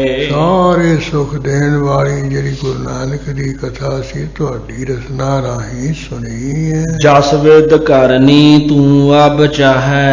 ਇਸ ਤਰ੍ਹਾਂ ਦੀ ਗੱਲਬਾਤ ਤੂੰ ਕਹਿੰਦੇ ਤੂੰ ਕਰਨੀ ਚਾਹੁੰਦਾ ਵੀ ਕਰ ਲੈ। करो तथा अनुसारी है। ਗੁਰੂ ਨਾਨਕ ਦਾ ਪਿਆਰਾ ਸਿੱਖ ਹੈ, ਇਸ ਕਰਕੇ ਤੇਰੇ ਅਸੀਂ ਅਨਸਾਰੀ ਹੈ, ਜਿਵੇਂ ਤੇਰਾ ਜੀ ਕਰਦਾ ਕਰਨਾ ਕਰ ਲੈ। ਸਰੀਰ ਛੱਡ ਕੇ ਗੁਰੂ ਨਾਨਕ ਕੋਲ ਸੱਚਖੰਡ ਜਾਣਾ ਤਾਂ ਚਲੇ ਜਾ। सुन बाले गुर पग की बंधन। ਹਾਂ ਗੁਰੂ ਅੰਗਦ ਸਾਹਿਬ ਜੀ ਤੋਂ ਸੁਣ ਕੇ ਬਾਲਾ ਜੀ ਨੇ ਮਹਾਰਾਜ ਦੇ ਚਰਨਾਂ ਤੇ ਅਖੀਰੀ ਮੱਥਾ ਟੇਕਿਆ। बहुर ध्यान धर दुख निकंदन। ਦੁੱਖਾਂ ਨੂੰ ਕੱਟਣ ਵਾਲੇ ਗੁਰੂ ਨਾਨਕ ਸਾਹਿਬ ਜੀ ਦਾ ਮਨ ਵਿੱਚ ਧਿਆਨ ਲਾ ਲਿਆ ਹੈ। ਧਰ ਪੁਨੀਤ ਪਰ ਪੌੜਤ ਪਇਓ। ਜਿਹੜੀ ਪਵਿੱਤਰ ਧਰਤੀ ਇਹਦੇ ਉੱਪਰ ਗੁਰੂ ਈਸ਼ਰਾ ਭਾਈ ਬਾਲਾ ਜੀ ਉੱਥੇ ਹੀ ਲੇਟ ਗਏ ਹਨ। श्री बुढ़े जपजी पठ लयो। ਤੇ ਕੋਲ ਬੈਠ ਕੇ ਬਾਬਾ ਬੁੱਢਾ ਸਾਹਿਬ ਜੀ ਨੇ ਜਪਜੀ ਪਾਠ ਕਰਨਾ ਸ਼ੁਰੂ ਕਰ ਲਿਆ। ਜਪਜੀ ਪਾਠ ਕਰਨ ਲੱਗ ਪਏ ਹਨ। शब्द पठियो तब देह छुटाही। ਜੋ ਮਰਦਾਨੇ ਦਾ ਪੋਤਰਾ ਰਜਾਦਾ ਉਸਨੇ ਸ਼ਬਦ ਪੜਿਆ ਹੈ, ਕੀਰਤਨ ਕੀਤਾ ਹੈ। ਜਦੋਂ ਉਸ ਵੇਲੇ ਭਾਈ ਬਾਲਾ ਜੀ ਦਾ ਸਰੀਰ ਛੁੱਟ ਗਿਆ, ਯਾਨੀ ਪ੍ਰਾਣ ਤਿਆਗ ਗਏ। गयो समाए जोत गुर माही। ਮਹਾਰਾਜ ਦੇ ਵਿੱਚ ਇਹ ਭਾਈ ਬਾਲਾ ਦੀ ਜਿਹੜੀ ਜੋਤ ਹੈ ਸਮਾ ਗਈ ਹੈ, ਗੁਰੂ ਨਾਨਕ ਦੀ ਜੋਤ ਵਿੱਚ ਲੀਨ ਹੋ ਗਿਆ ਹੈ। श्री अंगद मृत क्रिया कराई। ਗੁਰੂ ਅੰਗਦ ਸਾਹਿਬ ਮਹਾਰਾਜ ਨੇ ਜਿਵੇਂ ਮ੍ਰਿਤਕ ਸੰਸਕਾਰ ਦੀ ਕਰਮ ਕਿਰਿਆ ਹੁੰਦੀ ਹੈ, ਉਹ ਸਾਰਾ ਅੰਤਮ ਸੰਸਕਾਰ ਆਪ ਕਰਿਆ ਕਰਵਾ ਰਿਹਾ ਹੈ। देहरी तप्याने बनवाई। ਇੱਥੇ ਤਪਿਆਣਾ ਸਾਹਿਬ ਗੁਰਦੁਆਰਾ ਦੇ ਨੇੜੇ ਥੜੀ ਜੀ ਬਣਾਈ ਹੈ। ਉਹ ਇਹ ਭਾਈ ਬਾਲਾ ਜੀ ਨੇ ਕਹਿ ਦਿੱਤਾ ਸੀ ਕਿ ਮਹਾਰਾਜ ਮੇਰੀ ਕੋਈ ਜਗ੍ਹਾ ਨਹੀਂ ਬਣਾਉਣੀ ਹੈ, ਮੈਂ ਤਾਂ ਪਹਿਲਾਂ ਵੀ ਗੁਰੂ ਨਾਨਕ ਸਾਹਿਬ ਦੇ ਚਰਨਾਂ ਵਿੱਚ ਹੀ ਰਿਹਾ, ਹਜ਼ੂਰੀ ਵਿੱਚ ਰਿਹਾ ਹਾਂ, ਇਸ ਕਰਕੇ ਮੇਰੀ ਵੱਖਰੀ ਕੋਈ ਵਿਸ਼ੇਸ਼ ਜਗ੍ਹਾ ਨਹੀਂ ਬਣਾਉਣੀ ਹੈ। ਅਕਾਲ ਸੇਵਾ ਵਾਲਿਆਂ ਬਾਬਿਆਂ ਨੇ ਵੀ ਇਹ ਭਾਈ ਬਾਲਾ ਜੀ ਕਿੰਨਾ ਮਹਾਨ ਤੋਂ ਮਹਾਨ ਸਿੱਖ ਹੋਇਆ ਹੈ, ਵੀ ਹੋਰ ਸਾਰਿਆਂ ਸਿੱਖਾਂ ਦੀਆਂ ਸ਼ਹੀਦਾਂ ਦੀਆਂ ਜਗ੍ਹਾ ਬਣੀਆਂ, ਗੁਰਦੁਆਰੇ ਸਭਾਏ ਮਾਨ ਹੈ, ਵੀ ਐਡਾ ਭਾਈ ਬਾਲਾ ਮਹਾਨ ਹੋਵੇ, ਉਹਦੀ ਇੱਥੇ ਭੋਰਾ ਛੋਟੀ ਜਿਹੀ ਥੜੀ ਹੋਵੇ, ਵੀ ਇਹ ਤਾਂ ਮਾੜੀ ਗੱਲ ਹੈ। ਵੀ ਇੱਥੇ ਵੀ ਇਹ ਵੱਡਾ ਵਧੀਆ ਬਣਨਾ ਚਾਹੀਦਾ ਸਥਾਨ ਹੈ। ਉਹ ਹੈ ਤਾਂ ਖਿਆਲ ਚੰਗਾ ਸੀ, ਹੁਣ ਭਾਈ ਬਾਲਾ ਜੀ ਦਾ ਖਿਆਲ ਐਸਾ ਸੀ ਵੀ ਮੈਂ ਮਹਾਰਾਜ ਦਾ ਮੁਕਾਬਲਾ ਨਹੀਂ ਕਰਨਾ ਹੈ, ਤੇ ਮੇਰੀ ਜਗ੍ਹਾ ਨਹੀਂ ਬਣਨੀ ਚਾਹੀਦੀ। ਉਹ ਛੋਟਾ ਜਿਹਾ ਥੜੀ ਜੀ ਬਣਾਈ ਸੀ, ਇਹਨਾਂ ਨੇ ਫਿਰ ਉਹ ਕਾਫੀ ਮਾਇਆ ਲਾ ਕੇ ਬਹੁਤ ਵਧੀਆ ਸਥਾਨ ਜਿਹਾ ਬਣਾ ਦਿੱਤਾ, ਜਾਣੀ ਸ਼ੀਸ਼ੇ ਜਿਹੇ ਲਾ ਕੇ। ਕਹਿੰਦੇ ਵੀ ਫਿਰ ਰਾਤ ਨੂੰ ਮਹਾਂਪੁਰਸ਼ਾਂ ਨੂੰ ਸੁਪਨਾ ਆਇਆ ਵੀ ਤੁਸੀਂ ਐਸਾ ਨਾ ਕਰੋ, ਨੂੰ ਢਾਹ ਦਿਓ, ਮੈਂ ਤਾਂ ਗੁਰੂ ਨਾਨਕ ਸਾਹਿਬ ਦੇ ਚਰਨਾਂ ਵਿੱਚ ਜਿਹੜਾ ਮੈਂ ਨਹੀਂ ਆਪਣੀ ਪੂਜਾ ਕਰਾਉਣੀ, ਨਹੀਂ ਆ ਥੜਾ ਦੇਖ ਕੇ ਗੁਰਦੁਆਰਾ ਦੇਖ ਕੇ ਮੈਨੂੰ ਵੀ ਮੱਥਾ ਟੇਕਿਆ ਕਰਨਗੇ, ਮੈਂ ਗੁਰੂ ਦੀ ਬਰਾਬਰੀ ਨਹੀਂ ਕਰਨੀ। ਉਹ ਐਸਾ ਵੀ ਜਦੋਂ ਉਹ ਚਮਤਕਾਰ ਜਿਹਾ ਹੋਇਆ, ਉਹ ਕਾਲਸੇ ਵਾਲੇ ਬਾਬੇ ਦੱਸਦੇ ਫਿਰ ਅਸੀਂ ਉਵੇਂ ਉਹ ਢਾਹਤਾ, ਉਵੇਂ ਹੁਣ ਛੋਟਾ ਜਿਹਾ ਥੜਾ ਨੇੜੇ ਜੇ ਬਣਿਆ ਹੋਇਆ, ਲਿਖਿਆ ਲੁਕਿਆ ਵੀ ਉੱਥੇ ਕੋਈ ਕੁਝ ਨਹੀਂ ਹੈਗਾ। ਜਿਹੜੇ ਕੋਈ ਇਤਿਹਾਸ ਸੁਣਦੇ ਉਹਨਾਂ ਨੂੰ ਪਤਾ ਹੈ ਵੀ ਇਹ ਭਾਈ ਬਾਲਾ ਜੀ ਦਾ ਇੱਥੇ ਅੰਤਮ ਸੰਸਕਾਰ ਹੋਇਆ ਸੀ, ਇਹ ਮਹਾਰਾਜ ਦੇ ਚਰਨਾਂ ਵਿੱਚ ਬੈਠਾ ਹੈ। ਸੋ ਇਸ ਤਰ੍ਹਾਂ ਮਹਾਰਾਜ ਦੇ ਅਸਥਾਨਾਂ ਦੀ ਪੂਜਾ ਹੁੰਦੀ ਹੈ। ਭਾਈ ਬਾਲਾ ਜੀ ਨੇ ਕੋਈ ਪੂਜਾ ਨਹੀਂ ਕਰਾਈ ਹੈ।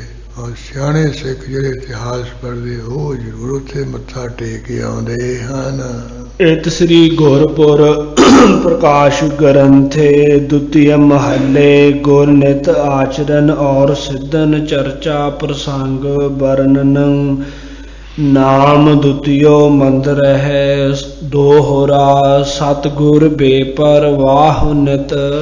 जो गुरु अंगद साहब महाराज हमेशा कहते बेपरवाह है। राग द्वेष चित नाहि इन्हां दे चित ना किसी नाल राग मोह है ना किसी नाल द्वेष है वैर भाव है। करे भावना पाए तिम ਇਹੋ ਜੀ ਕੋਈ ਭਾਵਨਾ ਸ਼ਰਧਾ ਰੱਖਦਾ ਉਹੀ ਜਿਹਾ ਕੋਈ ਫਲ ਪਾ ਲੈਂਦਾ ਸਤਿਗੁਰੂ ਪਾਸੋਂ। जो नार ढिग चल आए ਜਿਹੜਾ ਕੋਈ ਪੁਰਸ਼ ਮਹਾਰਾਜ ਦੀ ਜੁਰੀ ਵਿੱਚ ਚੱਲ ਕੇ ਆ ਜਾਂਦਾ ਹੈ, ਇਹੋ ਜੀ ਭਾਵਨਾ ਲੈ ਕੇ ਆ ਜਾਂਦਾ ਉਹੋ ਜਿਹਾ ਫਲ ਨੂੰ ਮਿਲ ਜਾਂਦਾ ਹੈ। ਆਪਣੇ ਵੱਲੋਂ ਮਹਾਰਾਜ ਸਤਿਗੁਰੂ ਕੁਝ ਨਹੀਂ ਕਹਿੰਦੇ ਕਹਾਂਦੇ ਹਨ। चौपई प्रेम हरि सुन कथा रसाला ਕਵੀ ਸੰਤਰੇਨ ਕਹਿੰਦਾ ਹੈ ਵੀ ਪ੍ਰੇਮ ਸਿੰਘ ਗੁਰੂ ਅੰਗਦ ਸਾਹਿਬ ਦੀ ਸੋਹਣੀ ਅਗਲੀ ਜਿਹੜੀ ਕਥਾ ਹੋਈ ਤੂੰ ਸੁਣ ਲੈ।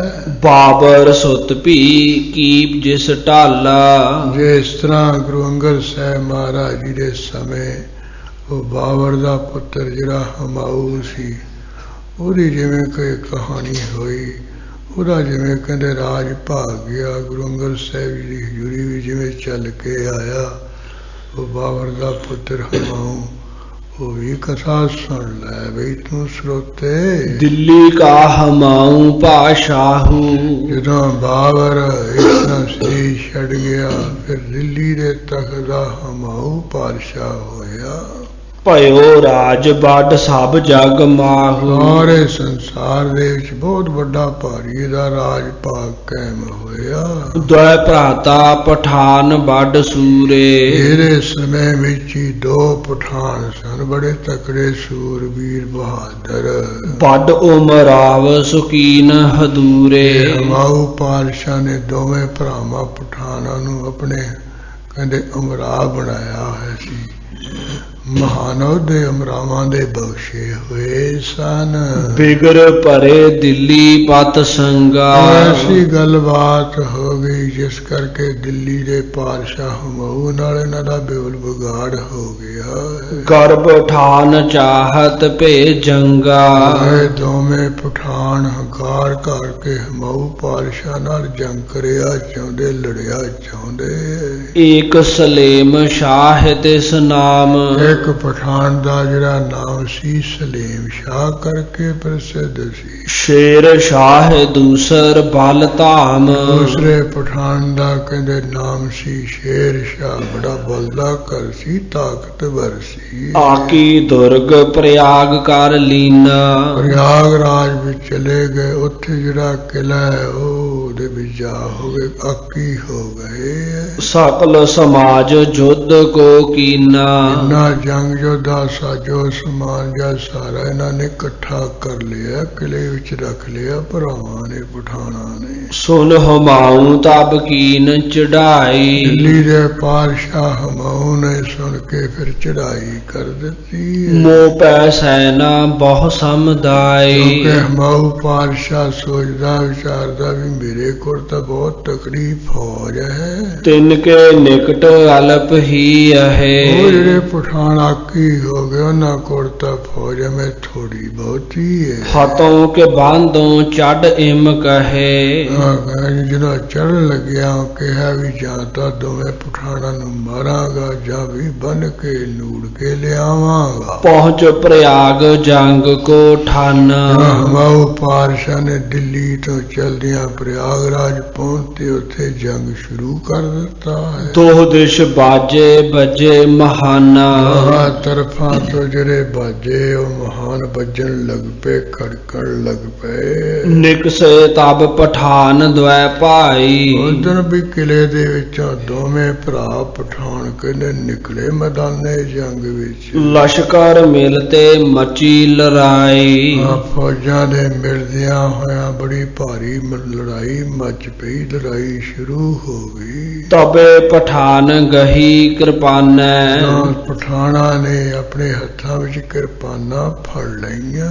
ਭਏ ਸਮੁਖ ਗਨ ਸੁਭਟਨ ਹਾਨੈ, ਸਾਹਮਣੇ ਆ ਹੋਏ ਹਨ, ਬੜੇ ਸੂਰਬੀਰਾਂ ਨੂੰ ਮਾਰ ਰਹੇ ਹਨ। ਕਹੋ ਕਹਾ ਲਗ ਜੁਦ ਅਖਾਰਾ, ਜੀ ਕਹਿੰਦੇ ਜੰਗ ਜੋਧਾ ਜਿਹੜਾ ਅਖਾੜਾ ਹੈ ਕਿੰਨਾ ਚਿਰ ਹੋਇਆ, ਕਿੱਥੋਂ ਕਿ ਤੱਕ ਮੈਂ ਕਹਾਂ। ਲੋਥੇ ਬਿਥਰੀ ਧਰਾ ਮਝਾਰਾ, ਇੰਨਾ ਵੱਡਾ ਜੰਗ ਦਾ ਅਖਾੜਾ ਹੋਇਆ, ਸਭ ਥਾਂ ਕਹਿੰਦੇ ਲੋਥੇ ਲੋਥਾਂ ਕਿਤਰ ਗਈਆਂ, ਜਿੱਧਰ ਕਿਤਰ ਮੁਰਦੇ ਹੀ ਪਏ ਦਿਸਦੇ ਹਨ। ਜਬ ਹੈ ਬ੍ਰਿੰਦ ਤਰਵਾਰੈ ਚਾਲੀ, ਜਦੋਂ ਮੈਦਾਨੇ ਵਿੱਚ ਜੰਗ ਵਿੱਚ ਬਹੁਤੀਆਂ ਤਲਵਾਰਾਂ ਚਲੀਆਂ। ਰੰਗ ਭੂਮਿਕਾ ਪਸਰੀ ਲਾਲੀ, ਜਿਹੜੀ ਜੰਗ ਭੂਮਿਕਾ ਰਣ ਭੂਮਿਕਾ, ਉੱਥੇ ਹਰ ਪਾਸੇ ਖੂਨ ਦੀ ਲਾਲੀ ਫੈਲ ਗਈ ਹੈ। ਪਾਤਸ਼ਾਹ ਕੋ ਲਸ਼ਕਰ ਭਾਗਾ, ਆਵੇਂ ਕਹਿੰਦੇ ਦਿੱਲੀ ਵਿੱਚ ਹਮਾਊ ਪਾਤਸ਼ਾਹ ਦਾ ਦਲ ਤਾਂ ਬਹੁਤ ਸੀ, ਪਰ ਅੱਗੇ ਜਿਹੜਾ ਫੇਰ ਵੀ ਇਹਦਾ ਦਲ ਭੱਜ ਗਿਆ, ਭਗੌੜਾ ਹੋ ਗਿਆ ਹੈ। ਨਹੀਂ ਪਠਾਨਨ ਕੋ ਲੀਏ ਆਗਾ,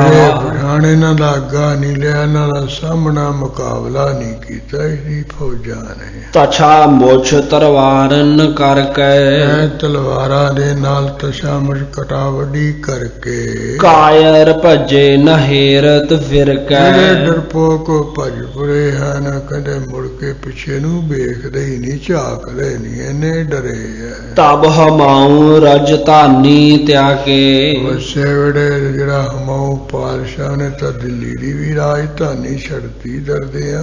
ਲਸ਼ਕਰ ਮਰਿਓ ਚੱਲਿਓ ਫਿਰ ਭਾਗੇ, ਕਿਉਂਕਿ ਦਲ ਤਾਂ ਜੰਗ ਵਿੱਚ ਮਰ ਗਿਆ ਸੀ, ਫਿਰ ਵਿਚਾਰਾ ਭਜਦਾ ਚੱਲਿਆ ਹੈ।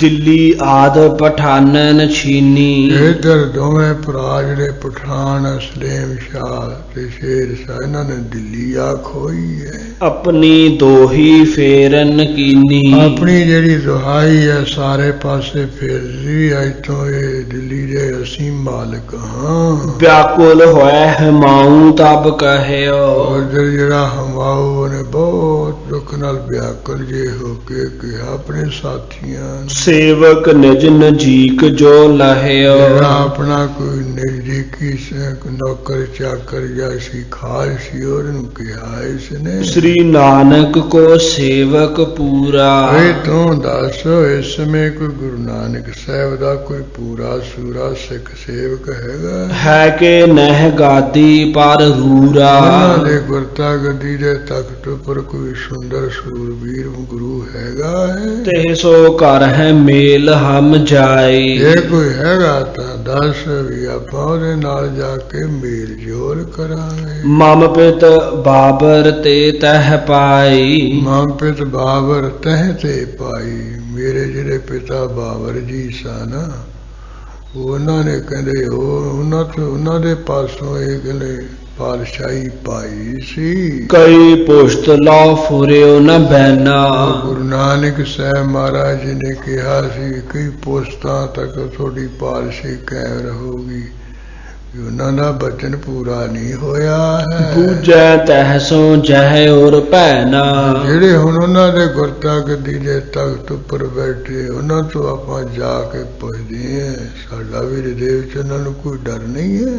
ਉਹ ਕਹਿੰਦੇ ਸੀ ਪੁੱਛ ਦਰ ਪੁੱਛ 7 ਪੀੜ੍ਹੀਆਂ ਰਾਜ ਹੋ, ਤਾਂ ਦੂਜੀ ਪੀੜ੍ਹੀ ਚਲਿਆ ਗਿਆ ਹੈ। ਤਬ ਵਜ਼ੀਰ ਨੇ ਕਹਾ ਸੁਨਾਈ, ਜਿਹੜਾ ਵਜ਼ੀਰ ਸੀ ਉਸਨੇ ਕਹਿੰਦੇ ਸੁਣਾ ਕੇ ਆਖਿਆ ਹਮਾਊ ਨੂੰ, ਗੁਰ ਅੰਗਦ ਬੈਠਿਓ ਤਿੰਨ ਥਾਈ, ਮੈਂ ਸੁਣਿਆ ਹੈ ਗੁਰੂ ਨਾਨਕ ਸਾਹਿਬ ਮਹਾਰਾਜ ਦੇ ਸਥਾਨ ਤੇ ਗੁਰੂ ਅੰਗਦ ਸਾਹਿਬ ਜੀ ਬੈਠ ਰਹੇ ਆ। ਆਰਫ ਕਾਮਲ ਵਲੀ ਵਲਾਇਤ, ਇਹ ਸੁਣਿਆ ਵੀ ਆਰਫ ਕਾਮਲ ਪੂਰਨ ਕੇ ਆਰਫ ਕੇ ਗਿਆਨਵਾਨ ਹੈ।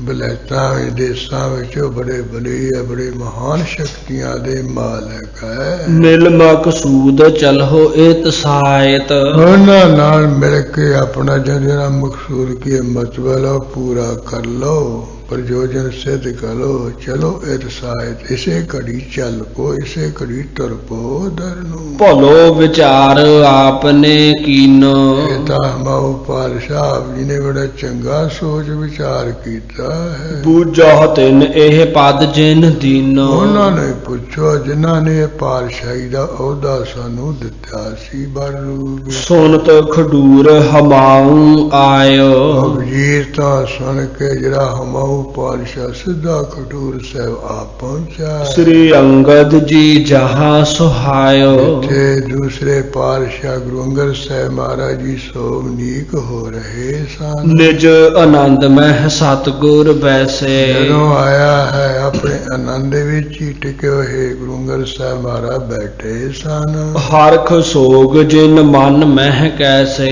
ਜਿਨ੍ਹਾਂ ਦੇ ਮਨ ਦੇ ਵਿੱਚ ਨਾ ਕੋਈ ਖੁਸ਼ੀ ਹੈ ਨਾ ਕੋਈ ਗਮੀ ਹੈ ਇੱਕ ਰਸ ਹੈ ਬੰਧਨ ਠਾਨ ਹਮਾਉ ਖਰਿਓ ਇਹ ਜਿਹੜਾ ਹਮਾਊ ਪਾਤਸ਼ਾਹ ਮੱਥਾ ਟੇਕ ਕੇ ਖੜੋਤਾ ਰਿਹਾ ਹੈ ਪਰਖ ਹੇਤ ਗੁਰ ਰੁਖ ਨਹਿ ਕਰਿਓ ਇਹਦੀ ਪ੍ਰੀਖਿਆ ਕਰਨ ਵਾਸਤੇ ਗੁਰੂ ਅੰਗਦ ਸਾਹਿਬ ਮਹਾਰਾਜ ਜੀ ਨੇ ਇਹਦੇ ਵੱਲ ਕੋਈ ਖਿਆਲ ਹੀ ਨਹੀਂ ਕੀਤਾ ਧਿਆਨ ਹੀ ਨਹੀਂ ਕੀਤਾ ਹੈ ਪਰਚਤ ਰਹੇ ਆਤਮਾ ਸਾਥਾ ਆਪਣਾ ਜਿਹੜਾ ਆਤਮਾ ਹੈ ਉਹਦੇ ਨਾਲ ਹੀ ਪਰਚੇ ਰਹੇ ਆਤਮ ਸਰੂਪ ਵਿੱਚ ਹੀ ਟਿਕੇ ਰਹੇ ਜਾਂ ਆਤਮ ਜਿ ਹੁੰਦਾ ਜਾਂ ਪਾਠ ਵੀ ਬੱਚਿਆਂ ਨਾਲ ਪਰਚੇ ਰਹੇ ਸਭ ਘਟ ਕੀ ਜਾਣਤ ਜਗ ਨਾਥਾ ਕਿਉਂਕਿ ਸੰਸਾਰ ਦੇ ਮਾਲਕ ਹੈ ਸਾਰਿਆਂ ਦਿਲਾਂ ਦੀ ਜਾਣਨ ਵਾਲੇ ਹਨ ਪਰ ਪ੍ਰੀਖਿਆ ਕਰਨ ਲਈ ਮਹਾਰਾਜ ਕੁਝ ਉਹਦੇ ਵੱਲ ਧਿਆਨ ਨਹੀਂ ਦਿੱਤਾ ਉਹਨੂੰ ਕੁਝ ਨਹੀਂ ਕਿਹਾ ਹੈ ਤਬ ਹਮਾਉ ਮਨ ਕੋਪ ਬਸੇਖਾ ਐਸਾ ਕੁਝ ਦੇਖ ਕੇ ਹਮਾਊ ਦੇ ਮਨ ਦੇ ਵਿੱਚ ਬੜਾ ਗੁੱਸਾ ਆਇਆ ਨਹਿ ਇਸਨੇ ਮੋਰੀ ਦਿਸ਼ ਦੇਖਾ ਮੈਂ ਦਿੱਲੀ ਤੋਂ ਚੱਲ ਕੇ ਆਇਆ ਹਾਂ ਤੇ ਗੁਰੂ ਨੇ ਮੇਰੀ ਤਰਫ ਕਦੇ ਤੱਕੜੇ ਨਹੀਂ ਝਾਕੜੇ ਨਹੀਂ ਕੀਤਾ ਦੁਇ ਘਟ ਕਾ ਮੈਂ ਠਾਂਡੋ ਰਹਿਓ ਮੈਂ ਕਹਿੰਦੇ 2 ਘੜੀਆਂ ਇਹਨਾਂ ਦੇ ਕੋਲ ਖੜੋਤਾ ਰਿਹਾ ਕਛ ਪ੍ਰਭਾਵ ਨਹਿ ਮਨ ਮਹਿ ਲਿਓ ਮੇਰਾ ਜਿਹੜਾ ਪ੍ਰਭਾਵ ਹੈ ਇਹਨਾਂ ਨੇ ਮਨ ਵਿੱਚ ਕੋਈ ਭੋਰਾ ਮਾਤਰ ਜਾਣਿਆ ਹੀ ਨਹੀਂ ਹੈ ਗਇਓ ਰਾਜ ਮੈਂ ਹੋਇਓ ਦੀਨ ਦਿੱਲੀ ਦਾ ਰਾਜ ਭਾਗ ਚਲਿਆ ਗਿਆ ਜਿਸ ਕਰਕੇ ਮੈਂ ਦੀਨ ਹੋ ਗਿਆ ਨਿਮਾਣਾ ਜਾ ਹੋ ਗਿਆ ਪਾਸ ਖਰੋਏ ਨ ਕੀਨਨ ਚੀਨ ਇਹਨਾਂ ਦੇ ਕੋਲ ਖਰੀਦਾ ਇਹਨਾਂ ਨੇ ਮੈਨੂੰ ਜਾਣਨਾ ਪਛਾਣਨਾ ਨਹੀਂ ਕੀਤਾ ਹੈ ਉਚਿਤ ਮਾਰ ਬੇਰਿਦੇ ਵਿਚਾਰਾ ਇਹਦੇ ਵਿੱਚ ਸੋਚਿਆ ਵੀ ਇਹ ਤਾਂ ਗੁਰੂ ਮਾਰਨੇ ਜੋਗੀ ਹੈ ਧਰਿਓ ਹਾਥ ਕਬਜੇ ਤਲਵਾਰਾ ਤਲਵਾਰ ਦੇ ਮੁੱਠੇ ਉੱਪਰ ਨੇ ਹੱਥ ਜਾ ਜਦੋਂ ਧਰਿਆ ਰੱਖਿਆ ਹੈ ਹੁਤੋ ਖੈਂਚ ਕਰ ਔਰ ਮਹਿ ਠਾਨ ਹੈ ਇਹਦੇ ਵਿੱਚ ਇਉਂ ਕਹਿੰਦੇ ਖਿਆਲ ਜਾ ਕਰਦਾ ਵੀ ਖਿੱਚ ਕੇ ਕਿਰਪਾਨ ਮਾਰਾ ਇਹਨਾਂ ਦੇ ਗਲ ਤੇ ਤਬ ਮੋਕਹੁ ਇਹੋ ਸ਼ਾਹ ਪਛਾਨੈ ਫਿਰ ਮੈਨੂੰ ਇਹ ਦਿੱਲੀ ਦਾ ਪਾਤਸ਼ਾਹ ਪਛਾਣਨ ਜਾਣਨਗੇ ਆਸਮਾਨ ਠਾਨ ਐਂਚ ਤਰਵਾਰਾ ਮਨ ਵਿੱਚ ਧਾਰ ਕੇ ਜਦੋਂ ਤਲਵਾਰ ਜੀ ਨੇ ਖਿੱਚੀ ਹੈ ਉਰਦ ਹਾਥ ਕਰ ਚਹਿਤ ਪ੍ਰਹਾਰਾ ਹੱਥ ਤਾਂ ਉੱਚਾ ਕਰਕੇ ਤਲਵਾਰ ਦਾ ਵਾਰ ਮਾਰਿਆ ਚਾਹੁੰਦਾ ਹੈ ਕਾਸ਼ਟ ਸਮ ਹੋਵਤ ਭੀ ਬਾਹੇ ਔਰ ਐਸੀ ਕਲਾ ਇਧਰੋਂ ਬਸ ਗਈ ਹੈ ਕਹਿੰਦੇ ਲੱਕੜ ਦੇ ਸਮਾਨ ਦੀ ਬਾਹ ਹੋ ਗਈ ਆਕੜ ਗਈ ਹੈ ਅਰਧ ਉਰਦ ਹੋਵਤ ਸੋ ਨਾਹੇ ਆਹ ਬਾਹ ਕਹਿੰਦੇ ਹੇਠਾਂ ਨੂੰ ਹੁੰਦੀ ਹੈ ਨਾ ਉੱਪਰ ਨੂੰ ਹੁੰਦੀ ਹੈ ਤਾਂ ਹੁੰਦੀ ਨਹੀਂ ਉੱਥੇ ਹੀ ਆਕੜ ਗਈ ਹੈ ਸੁਨ ਮੂਰਖ ਪਛਤਾਵਨ ਲਾਗਾ ਪੁੰਨ ਮੂਰਖ ਪਛਤਾਵਨ ਲਾਗਾ ਇਹ ਜਿਹੜਾ ਮੂਰਖ ਮਾਊ ਪਾਤਸ਼ਾਹ ਬਹੁਤ ਪਛਤਾਵਾ ਕਰਨ ਲੱਗਿਆ ਕਰਿਓ ਖੋਟ ਮੈਂ ਹੋਤੋ ਕੁਪਾਗਾ ਕਹਿੰਦੇ ਮੈਂ ਤਾਂ ਖੋਟੇ ਭਗਤ ਖੋਟ ਬਣਾਈ ਕੀਤਾ ਮਾੜਾ ਹੀ ਕੰਮ ਕੀਤਾ ਇੱਥੇ ਆ ਕੇ ਤਬ ਸ੍ਰੀ ਨਾਨਕ ਕਰੋ ਤਨੈਨ ਜਦੋਂ ਪਛਤਾਉਣ ਲੱਗਿਆ ਫਿਰ ਗੁਰੂ ਅੰਗਦ ਸਾਹਿਬ ਮਹਾਰਾਜ ਨੇ ਉਧਰ ਨੇਤਰ ਕੀਤੇ ਹਨ ਦੀਨਾ ਭਇਓ ਪਿਖ ਉਚਰੇ ਬੈਨ ਬਹੁਤ ਆਈ ਨਿਵਾਣਾ ਜਾ ਹੋਇਆ ਦੇਖ ਕੇ ਮਹਾਰਾਜ ਨੇ ਬਚਨ ਕਹੇ ਸ਼ੇਰ ਸ਼ਾਹ ਸਿਉ ਕੁਛ ਨ ਬਸਾਇਓ ਕਹਿੰਦੇ ਜਿੱਥੇ ਸ਼ੇਰ ਸ਼ਾਹ ਸੀ ਉੱਥੇ ਤਾਂ ਤੇਰਾ ਕੋਈ ਬਸ ਨਹੀਂ ਚੱਲਿਆ ਹੈ ਖੜਗ ਹਤਨ ਮੁਝ ਪਰ ਚੱਲ ਆਇਓ ਇੱਥੇ ਸੂਰਬੀਰ ਬਹਾਦਰ ਬਣ ਕੇ ਤਲਵਾਰ ਮਾਰਨ ਵਾਸਤੇ ਸਾਡੇ ਉੱਪਰ ਆ ਗਿਆ ਚੜ ਕੇ कायर भयो भाज कर आवा। जिथे कहते लड़ना सी उत्थे कर डरपोक बन के भज के आ गया है। हम है सूरता चहत दिखावा। इत्थे आके सानू तू अपनी सूरताई बहादुरी दिखाया चाहना है। तब हमाऊं बहु बिनती ठानी। जदों हमाऊ ने बहुत बेनतियां कीतियां।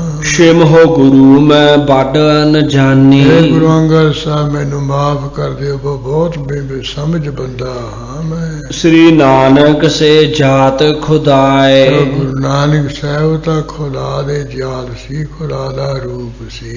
तिनकी बख्शिश होत बिलाए। उन्हां दी महाराज पातशाही दी बख्शिश कीती हुई जिहड़ी ओह बिलाए नास हो रही पातशाही। एह क्या कारण बूझन आवा। ਇਹ ਕੀ ਕਾਰਨ ਹੋ ਗਿਆ महाराज ਤੁਹਾਨੂੰ मैं ਪੁੱਛਣ ਆਇਆ ਹਾਂ।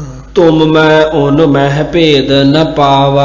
ਤੁਹਾਡੇ ਵਿੱਚ ਉਹਨਾਂ ਵਿੱਚ ਕੋਈ ਭੇਦਤਾ ਨਹੀਂ ਪਾਇਆ ਜਾਂਦਾ, ਫਰਕ ਦਿਸਦਾ ਨਹੀਂ, ਤੁਸੀਂ ਕੋਈ ਰੂਪ ਹੋ। श्री अंगद सुन कै कह बानी। ਮਹਾਰਾਜ ਨੇ ਸੁਣ ਕੇ ਬਚਨ ਕਿਹਾ कछ अपराध कीन तुम जानी। ਤੂੰ ਜਾਣਦਾ ਹੀ ਹੈ ਤੂੰ ਜਿਹੜਾ ਗੁਨਾਹ ਕੀਤਾ ਦਿੱਲੀ ਦੀ ਪਾਤਸ਼ਾਹ ਬੈਠ ਕੇ ਜਿਹੜੀ ਤੂੰ ਬੇਵਿਚਾਰ ਬਦਮਾਸ਼ੀਆਂ ਕਰਨ ਲੱਗ ਪਿਆ ਉਹਦਾ ਫਲ ਹੈ ਤੈਨੂੰ। ਜਾਂ ਤੇ ਭਇਓ ਤੋਹ ਤ੍ਰਿਸਕਾਰਾ। ਇਸ ਕਰਕੇ ਕਹਿੰਦੇ ਤੇਰਾ ਬੜਾ ਭਾਰੀ ਨਿਰਾਦਰ ਹੋਇਆ, ਅਪਮਾਨ ਹੋਇਆ ਹੈ। ਅਬ ਜੇ ਧਰਤ ਨ ਕਰ ਤਰਵਾਰਾ। ਇਹ ਹੁਣ ਇੱਥੇ ਆ ਕੇ ਤਲਵਾਰ ਉੱਪਰ ਹੱਥ ਨਾ ਤੂੰ ਰੱਖਦਾ। ਤੋ ਪਤ ਸ਼ਾਹਿਤ ਅਬ ਹੈ ਹੀ ਪਾਵਤ। ਹੁਣੇ ਤੋਂ ਦਿੱਲੀ ਦੀ ਪਾਤਸ਼ਾਹੀ ਪਾ ਲੈਣੀ ਸੀ। ਇਤ ਆਵਨ ਫਲ ਆਨੰਦ ਵਧਾਵਤ। ਇੱਧਰ ਆਉਣ ਦਾ ਜਿਹੜਾ ਫਲ ਤੈਨੂੰ ਇਹ ਹੋਣਾ ਹੀ ਸੀ, ਹੁਣੇ ਆਨੰਦ ਬਣਾਉਣਾ, ਹੁਣੇ ਪਾਤਸ਼ਾਹ ਜਾ ਬਣਨਾ ਸੀ। ਜਾਏ ਵਲਾਇਤ ਅਬ ਫਿਰ ਆਵੋ। ਚੰਗਾ ਕਹਿੰਦੇ ਹੁਣ ਬਾਹਰਲੇ ਦੇਸਾਂ ਵਿੱਚ ਜਾ ਕੇ ਤੇ ਵਾਪਸੀ ਆ ਜਾ। ਛਤਰ ਤਖਤ ਦਿੱਲੀ ਪੁਨ ਪਾਵੋ। ਦਿੱਲੀ ਦਾ ਜਿਹੜਾ ਤਖਤ ਹੈ ਤੇ ਛਤਰੋ ਫਿਰ ਪਾਲਾ ਦੁਆਰਾ ਬਣ ਜਾ ਪਾਤਸ਼ਾਹ। ਸੁਨ ਇਮ ਗਇਓ ਵਲਾਇਤ ਥਾਨ। ਇਸ ਤਰ੍ਹਾਂ ਸੁਣ ਕੇ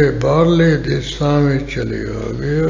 ਤਹਿਤ ਲਸ਼ਕਰ ਕੀਨ ਮਹਾਨ। ਉਧਰੋਂ ਕਹਿੰਦੇ ਬੜਾ ਭਾਰੀ ਨੇ ਦਲ ਇਕੱਠਾ ਕਰ ਲਿਆ। ਹਿੰਦੁਸਤਾਨ ਕਰੀ ਸਰ ਆਏ। ਦਿੱਲੀ ਪਹੁੰਚ ਕੇ ਹਿੰਦੁਸਤਾਨ ਨੂੰ ਇਹਨੇ ਆਸਰ ਕੀਤਾ, ਫਤਿਹ ਕੀਤਾ ਹੈ। ਭਰਾਤਾ ਦੋਨੋਂ ਪਕੜ ਮੰਗਾਏ। ਜਿਹੜੇ ਦੋਵੇਂ ਭਰਾ ਸੀ ਉਹਨੂੰ ਪਕੜ ਕੇ ਵੇੜੀਆਂ ਪਾ ਕੇ ਮੰਗਾਇਆ, ਹੱਥਕੜੀਆਂ ਲਾ ਕੇ ਕੈਦ ਕਰ ਲਿਆ। ਆਪ ਦਿੱਲੀ ਦਾ ਪਾਤਸ਼ਾਹ ਬਣ ਕੇ ਬੈਠ ਗਿਆ ਹੈ। ਇਸ ਤਰ੍ਹਾਂ ਇਹ ਗੁਰੂ ਅੰਗਦ ਸਾਹਿਬ ਮਹਾਰਾਜ ਦੇ ਬਰ ਰੂਪ ਬਚਨਾ ਕਰਕੇ ਇਹ ਦੁਆਰਾ ਪਾਤਸ਼ਾਹ ਬਣਿਆ। ਇਹ ਕਵੀ ਜੀ ਨੇ ਮੁੱਢ ਵਿੱਚ ਕਿਹਾ ਸੀ ਵੀ ਬਾਬਰ ਦੇ ਪੁੱਤਰ ਦੀ ਵੀ ਤੀਸਰਾ ਪਾਤਸ਼ਾਹੀ ਗਈ, ਫਿਰ ਪ੍ਰਾਪਤ ਹੋ ਗਈ। ਉਹ ਢੰਗ ਤਰੀਕਾ ਹੈ, ਸਾਰੀ ਕਥਾ ਤੈਨੂੰ ਦੱਸਦੇ ਹਾਂ। ਉਹ ਸੰਖੇਪਤ ਰੂਪ ਵਿੱਚ ਕਵੀ ਨੇ ਸਾਰਾ ਇਹ ਪ੍ਰਸੰਗ ਕਿਹਾ। ਹੁਣ ਨਾਨਕ ਪ੍ਰਕਾਸ਼ ਦੇ ਵਿੱਚ ਕਾਫੀ ਲੰਮਾ ਚੌੜਾ ਇਹ ਪ੍ਰਸੰਗ ਆਉਂਦਾ ਹੈ। ਰੋ ਵਿਚਾਰ ਸਮਾਂ ਪੂਰੀ ਜਾ ਰਿਹਾ। ਅਗਲਾ ਪ੍ਰਸੰਗ ਆਪਾਂ ਕੱਲ ਦੇ ਦੀਵਾਨ ਵਿੱਚ ਪੜਾਂਗੇ ਜੀ। ਇਮ ਸੁਨ ਇਮ ਗਇਓ ਵਲਾਇਤ ਥਾਨ। ਤਹਿਤੇ ਲਸ਼ਕਰ ਕੀਨ ਮਹਾਨ। ਹਿੰਦੁਸਤਾਨ ਕਰੀ ਸਰ ਆਏ। ਭਰਾਤਾ ਦੋਨੋਂ ਪਕੜ ਮੰਗਾਏ। ਵਾਹਿਗੁਰੂ ਜੀ ਕਾ ਖਾਲਸਾ, ਵਾਹਿਗੁਰੂ ਜੀ ਕੀ ਫਤਿਹ। हे अच्युत हे पार ब्रह्म अविनाशी अगनाश, हे पूरन हे सर्वमय दुख पंचन गुणसार, हे संगी हे निरंकार, हे निर्गुण सबटे, हे गोविंद हे गुण निधान जाके सदा भवे, हे अपरंपर हर हरे है पी हो बनहार, हे संतां का सदा संग निदारा आधार, हे ठाकुर हाँ दासरो मैं निर्गुण गुण नहीं कोई, नानक दीजै नाम दान, रखो हिय परो। आए प्रभ शरणागति, कृपा निज दयाल, एक अखर हर मन वसत, नानक होत निहाल।